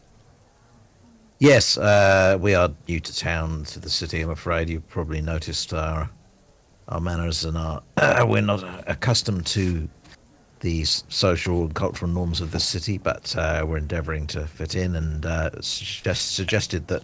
And he cuts you off, and he says, "I know of no such man." And he was quite dismissive. What a woman? Sorry. Well, so is the person you know of a man or a woman? I believe the person we're seeking is a woman. Well, in that case, yes, indeed. I and everybody in this city, or know of Jassa al-Hasif. Oh, that is encouraging to know. Thank you. She would you is be so not good as- only one of the most powerful merchants, but also the chair of the Solar Council, arguably one of the most powerful people in the city. And your friend, your acquaintance, just suggested you drop in to see her? You wish to get into the painted house to see Jazir? It was suggested. We've done some work with a good number of people in that part of the world, and we're quite highly thought of. And yes, I believe that was the recommendation. Well, all I can say, my friends, is I firstly would commend your acquaintance who knows of Jazir al-Hafiz, and commends that friend by keeping extremely good company. That is the first thing I would say, and the second thing I would say is I wish you all the very best at getting into the painted house and seeking an audience with her. Severin bows and says, "Oh, thank you, sir. The painted house, you say? Well, when we speak with her, we'll be sure to mention how hospitable and kind you have been since our arrival in the city." Oh, you'd mentioned my name. Of course. Oh, You've taken us in and served us tea, and it's been much appreciated. We've not met too many people in this city yet, but it's wonderful to meet such a fine gentleman so early in our stay. he looks almost a little bit flustered. You are going to have an audience with Jazir al-Hafiz. But of course. I see, and you would be mentioning me. Oh well. Of course. Well, thank you. That's indeed very, very, very kind of you. I understand her chamberlain. I've met him once many years ago. He wouldn't remember me. A half elf by the name of Omar Ben Ali. Yes. Yes. You no doubt will meet, or have to meet, or go through Omar Ben Ali. Yes, a good man, I'm sure. Apparently, good. But that is very kind of you to mention my name. Thank you. Severin bows. Would you? And his eyes go back towards the direction where the young women were bringing out the food, and then he pauses, and then says, "No, forgive me. You were saying, sir." Oh no, I think Severin will just make some pleasantries about his wonderful home and the city, and what a relief it is to be in such a seat of civilization after some time on the road, being unaccustomed to fineries and good company after so many weeks. With that, he bows. Well, I thank you, my friends, and you can definitely detect a warmer tone, no doubt about it. I thank you, my friends, and you do me great honor in mentioning my name in the halls of the mighty. I thank you. I thank you again for your services rendered yesterday. And one thing you do note is he's clearly got quite a good memory, because he does go round and he looks at each of you. Again, he's kind of a little bit weirded out by Grey, but looks at each of you and names you by the name that you have given to yourself, and he bows to each of you for the services rendered to my house and to my cat. You are most welcome and most thanked. Good day, and may the gods smile upon you. And with that, he gets to his feet and quite quickly walks out of the courtyard. GM's going to head to the loo. It's funny. So rude. How rude! Nice Dry, one. dry I though. didn't see there was much point in insulting the man, but hopefully he'll put his nose out of joint a little bit. Nicholas was going to cast Insomnia on him, but decided not to. Trouble is, you never know what's protected when you're in a city. Do you? Well, that's why he was going to do a presence spell first to see if something happened, but yeah, he Right. won't. And just another thing that we forgot sort of to think about was also Jadar's little friend. Jada. Yeah. Do you want to go and investigate that on the way home if there's time? Yeah, that's a good point, actually. Although, actually, I think probably we could ask the guy at the door who, the Grand Vizier of whatever, Grand Hoo-Ha, Master of Flowers, whatever. Jada, what's the head of the sort of senior cleric of your faith, do you know? No, I don't know who it is. Even though this I is know, my city. do you know anything about, like a mufti or something, or No, have to make it up. All right. It's nowhere. Yeah, maybe some high priest.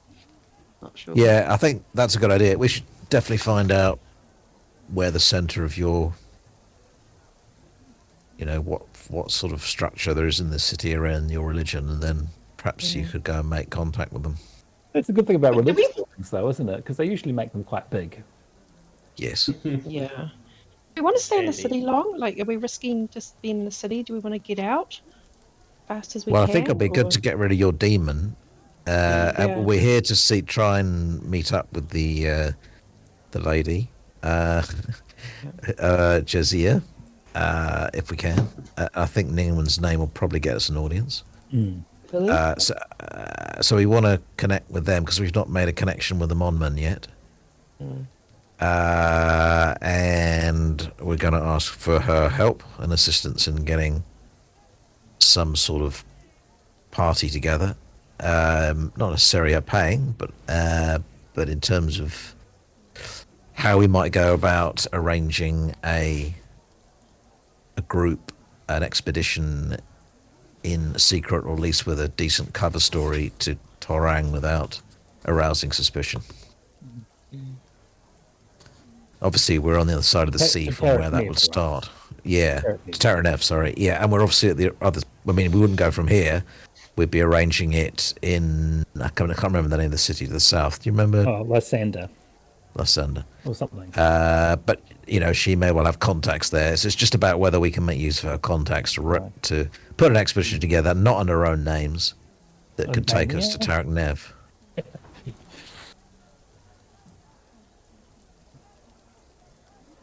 And then obviously hopefully get your clasp off.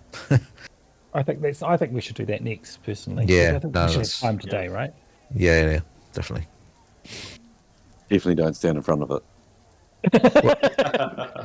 No, definitely not. I tried that. She's plenty talkative when the demon's in her. It cost me a life. Hey, Too. Askell, would you ask the guard about that? Do you think? Not the cloak, not specifics. Obviously, the where we would find the center of your religion. Yeah, somewhere to pray. Well, I think we want the hierarchy. We want the top.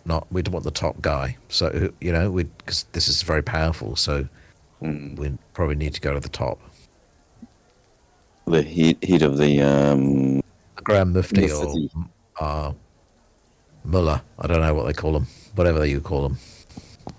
Grand Poobah. Could well be. Sweet. Oh, he's back. He's back. Shh. Oops, I had my mic off. What happens, guys? What do you do? We would be just the courtesies to thank and say goodbye, and I yeah, think he's gone. I think he...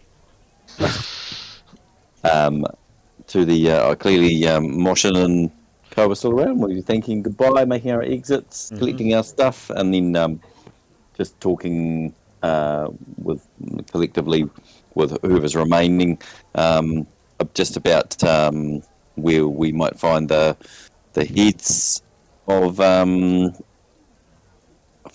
faith in the city, where we can not we'd like to pray, but also would like to discuss matters with some more senior members of the faith in the city. Certainly. So, Mawson greets you reasonably warmly, actually. Asker, he kind of pulls you aside and says, "So how do the idiot foreigners do? Did they accept... did they upset old fearsome eyebrows, or was it okay?" It was a mixture. Yeah, recovered nicely, but you know, infidels. Why is a good man like you hanging out with these godless scum? It was just like, they are rallying around me, and Jada, not sort of like they work for me. They just don't really know it. We see all types here. I mean, we see some of those pointy-eared bastards. You've got a few of them here, I see, and they're just odd. Like I don't know. They pray to strange gods. They're obviously going to go to hell, but good for you. Good for you. If you can convince them to see the light of Altumar and to bring them into Mother Church, well, I commend you. Perhaps some time with you and they'll see the way. Oh yes, of course. We nightly try to have them pray with us, and yeah. And he'll probably just look at Severin Grey and nod at them, indicating they should just nod back. Okay. Grey waves. Hello.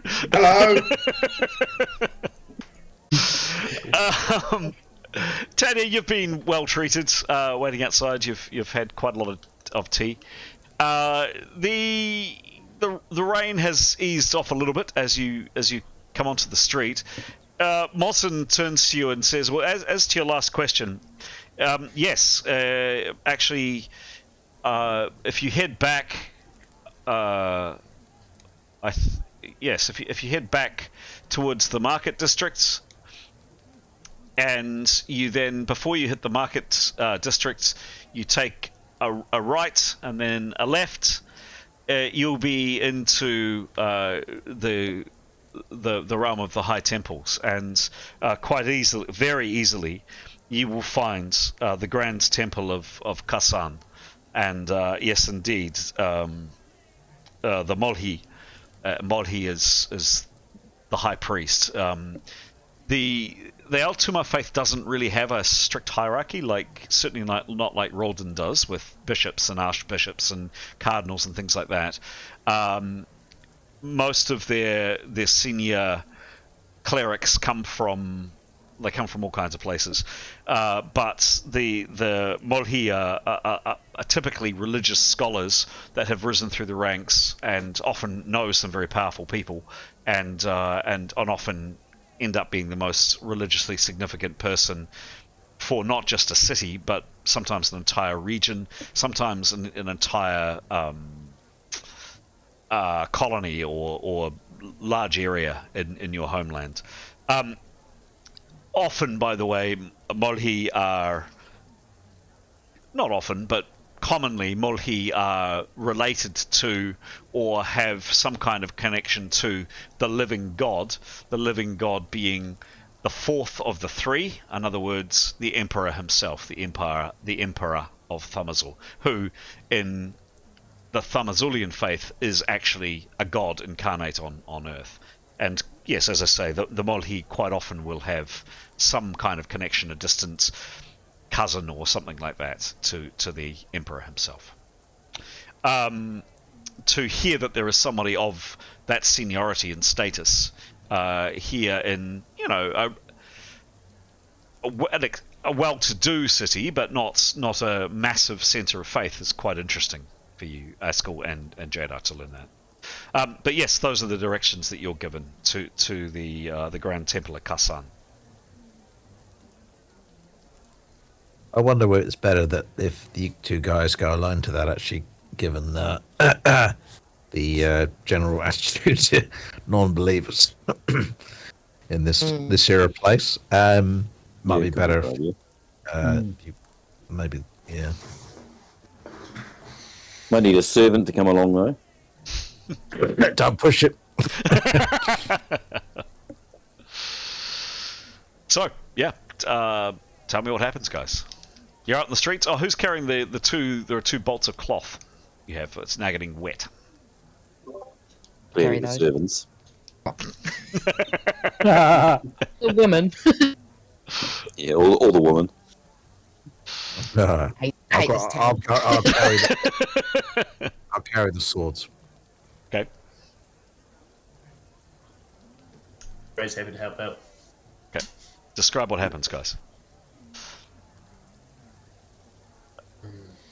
Well, why don't we just take this to the nearest market and sell it? Yeah, I was thinking that actually. We just march it to the nearest market selling something similar and saying, yeah, and you can do your best haggling. Blue fabric. Mm-hmm. Oh no, because blue is the colour of the baddies. Maybe we do Baddies? need to get rid of this. Which baddies? The blue meanies? What are we talking about? Yeah, the Tarong. Oh, do they have blue, do they? Yeah. Oh, they got a blue symbol, haven't they? Oh, yeah. Yeah, That's yeah. fine. Be nothing. Just trying to read Chris's face. Can we go to the market then, Chris, and just flog this cloth? Yeah, sure. You've seen, certainly back at your inn, that was the Grand Bazaar Lodge, and the bazaar, the largest trading area in town, without a doubt, is the Grand Bazaar. But there are other places on the way that you've seen. Oh, Well, what if kind we of need it? after. If we need it to pretend that we are the baddies? Oh man. Keep some? Hide it somewhere? Just stuff it somewhere under somewhere where you can I find think it? if we want some clothes made, we can have some clothes made, but I don't think we need to carry a big roll of cloth around with us. Can we go to a cloth merchant's? Yeah, And find like a lot of medieval or Renaissance type cities, this place is no exception. And people of the same profession often gather in the same area. Yeah, you've passed down this very street maybe half a dozen cloth merchants. Some just up the road. Who's got haggling skills? Not me. Probably not. Someone with the language, surely, would be better.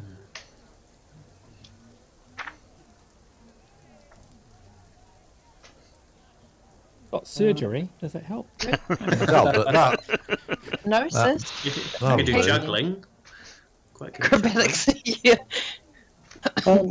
Eskel doesn't have haggling, but he's got local etiquette. Ooh. That That's quite good. could work. I don't know. Yeah. What does Gene think? Probably more customs rather than... Yeah, it really, like, it would have come into probably some of the roles you'll be doing now, actually, recently. Oh, true. Yeah. No, trading is a... I'd give you, say, maybe a quarter skill on that, Oh, yeah, yep. being generous. Being... Yeah. I've got a plus 33 in that, so... Okay. Here we go. Cool. So yeah, I mean, absolutely no shortage of people to speak to. As I say, a number of premises are right next to you, around, effectively neighbours to Ali. Okay.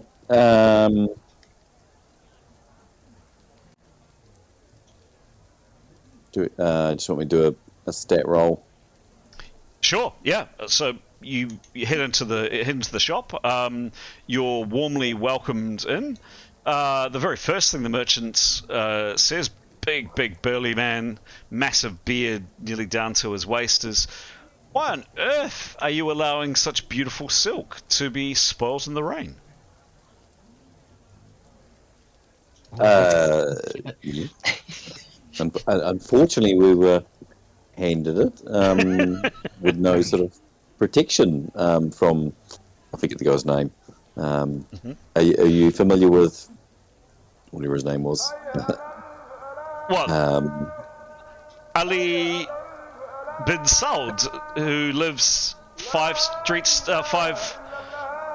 doors down from me. Yeah, I think I've come across him once or twice. Yes. We just had tea and entertained with them. Delightful. Well, how may I be of service today? Can I interest you in this? And he gestures to a very gaudy piece of material with pink flowers all over it. No. We're here to on sell this beautiful fabric we have here. And then he does that thing that if ever you've dealt with often a tradie coming around to your house, or a mechanic, or basically just anybody who's thinking about how to make some money, where they go, and I'd like you to make a roll, please. Right. 97. 97! Hey! Roll again, sir! I want to point out that I have been to the souks in Dubai. Nice roll. 27. 27. All right. Plus. Plus. What did being extremely generous with your I had plus 33, so plus 7. Plus 7, yeah. Yeah. Probably shouldn't give you that, but hey. Resale.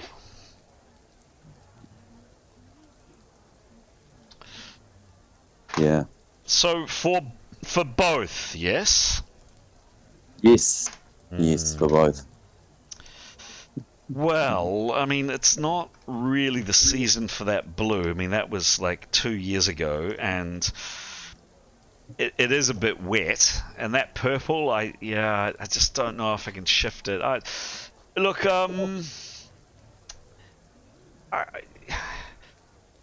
be doing you an absolutely massive favor, but call it 37 gold, 5 silver.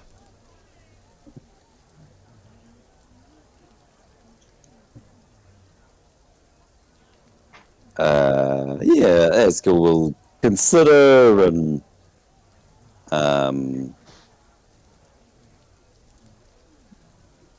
Severin suggests that maybe haggling would be in order. Sorry, that is with some haggling. That's really? Yeah, sorry, I should have said that was his final price. That was his final price after going to the door and walking down the street and being come back and I've got this aged sister's aunt's mother. Yeah, you cut my throat. My aged grandmother is she's dying. We need every penny we can get. You get the whole lot, and this takes probably, and is customary in this part of the world, that takes a good hour to go through. Finally, you reach his price, which is 37 gold, 5 GP. That is the haggling roll. That is the trading roll. Yep. Right. Well, I can talk to the others basically and just say, I don't even know what the fabric's worth, so free money. Take it. We can take it. It's just free money. Yeah, you're right. Yeah, it's just to frame things up for some of you that are new to this system. A poor peasant might earn, like we're talking an absolute serf here, might earn maybe 10, possibly 15 gold pieces in a year. the disparity between rich and poor here is colossal. Some merchants will make hundreds of gold pieces a month, depending on what they do. So there's a massive range. But for the poorest person in the world, 10, probably call it 15 gold pieces on average per year is what they could expect to make. A sword in this world, obviously it varies from town to town, but a sword in this world is worth 1 gold piece, just to give you a frame up. What was the price? 37 plus some silver. That's 3 years' salaries or 3 years' wages for a peasant. So, how much silver, Chris, was it? 37 gold, 5 Right. silver. 1.5. Okay. All right. Well, that would be 6 GP and 2 silver and 5 bronze each. Yeah. I reckon do it. Yeah. All right. I think just offload it. Less for us to carry. We should add that to your character sheets then. So plus 6 GP, 2 silver, 5 bronze. Yeah. Cool. All right. The gentleman concerned looks quite happy, picking up the bolts of cloth, nods at you all, and says good day. All right. Onwards. Ooh. Cool. Well, should we split up at this point, or at least escort you perhaps to the mosque or wherever we're going? Yeah, I mean, you could hang around the vicinity. Yeah. It might be good in case something goes awry and a demon comes out and bursts into flame. I reckon. All right. All right. Following the directions and also having two native speakers, you make your way to the Grand Temple of Kasan with ease. Coming up in the area, just to give you a flavour, some back streets coming on towards the bazaar. Coming on towards the Grand Temple, and you finally reach it. And this is what it looks like. Very imposing, amazing looking building. Lots of gilt, incredible artwork outside. Very, very, very busy. Its doors are open, and people are coming to and from. Its doors, by the way, look like this. Well, would look like this. Inside the courtyards, there's an immediate courtyard, and then there's the actual temple itself. All kinds of people selling things. There are, as mentioned, the streets here are generally pretty clean, and you haven't seen a lot in the way of beggars, but there definitely are a number of beggars in and around this building. What do you do?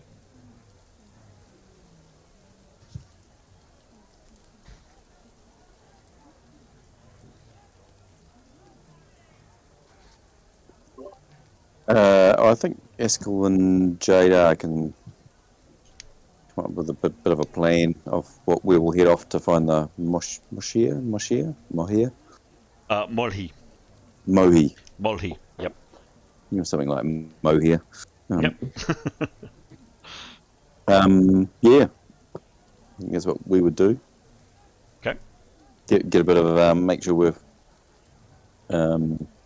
sure on what information we need to extract or try and find. Mm-hmm. All right. Jada's happy with that.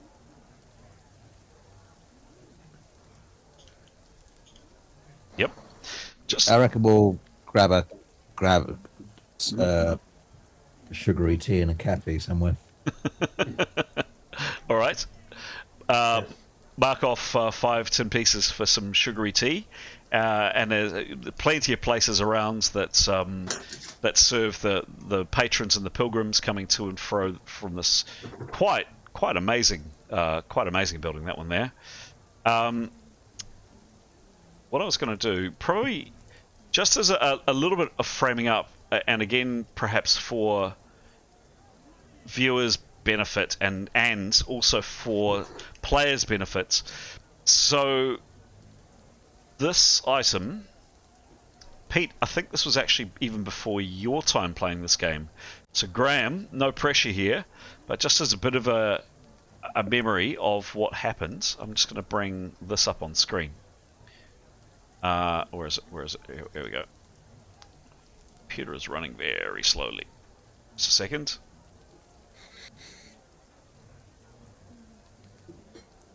Good to say. Come on, load.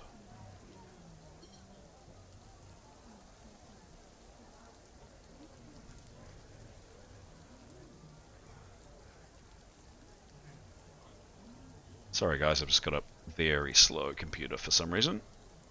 It's usually quite good. Here we go, here we go, here we go.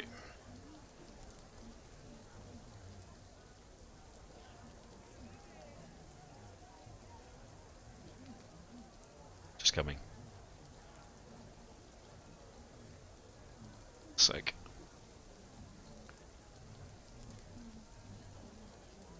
No. Drum roll. Drum roll, yes. I couldn't actually find the image. Yep, I couldn't actually find the image. There was this set of a clasp that you picked up. Can you remember where you got it, Graham, or where Jada got it? Wasn't it in the abandoned temple on? Wasn't it the same place we got that dodgy eye from? Yes, it was. In the abandoned temple in the gap of Yeah, you got it. The golden strip. I'll see if I can. Oops. Do you want to kind of very quickly summarize? So you're right. Yeah, so we first travelled to a place called Narth. We later became the saviours of Narth, but we travelled there as to pick up some work as basically hired hands to capture beasts in the region and take them back so they could be part of some big games in the big city, Jebarima. But our first task, we were, as adventurers and warriors, we were tasked with journeying out to a building that on the road into the region that we were in with a guide tasked with ensuring that it was clear of. There'd been reports that it had been occupied by orcs in the area, and we were tasked with clearing them out and thereby ensuring that they didn't take a foothold in this structure. It was a mostly subterranean structure. It was an old temple complex, and we successfully did that. There was a orc priestess who may have been their leader, who had an eye that shot a laser-like beam out, and we killed her and cut her eye out, being the lovely people we are. And we sold that, I think, for a pretty penny. It was evil, so we didn't want to hang on to it. But there were other items there, and one of which was a clasp that presumably Jada must have picked up. Was that the same place she picked up the skull? Yes. Yeah, so it was either whether the two were connected, I don't know, but she also picked up a skull, and that didn't go well. And she touched the skull, and she had a pretty bad day, actually, because everything that was light turned dark, and everything that was dark turned light, so she was sort of living in a kind of negative other world for a good few days, actually, a good while, after touching the skull. And we thought that was the end of it, and I think we got rid of the skull, but we didn't think anything of the clasp, which Jada also claimed. But obviously there was a little bit more to the clasp then. And because Jada's obviously was being played by somebody else, I don't really know if what Jada was aware of and what she wasn't. But yeah, that's certainly where we picked it up. Perfect. So finally, located the image concerned. So it's a claw clasp. It's two claws. You can see it on screen. They lock together, and they affix a cloak or a pin or robe. So Jada has just simply had them at her neck, basically keeping her robes tight and modestly dressed. And they are magical, and they have given Jada some very handy benefits. So in mechanics and game terms, without kind of metagaming it too much, it's allowed Jada to have a lot more power points than she'd normally have.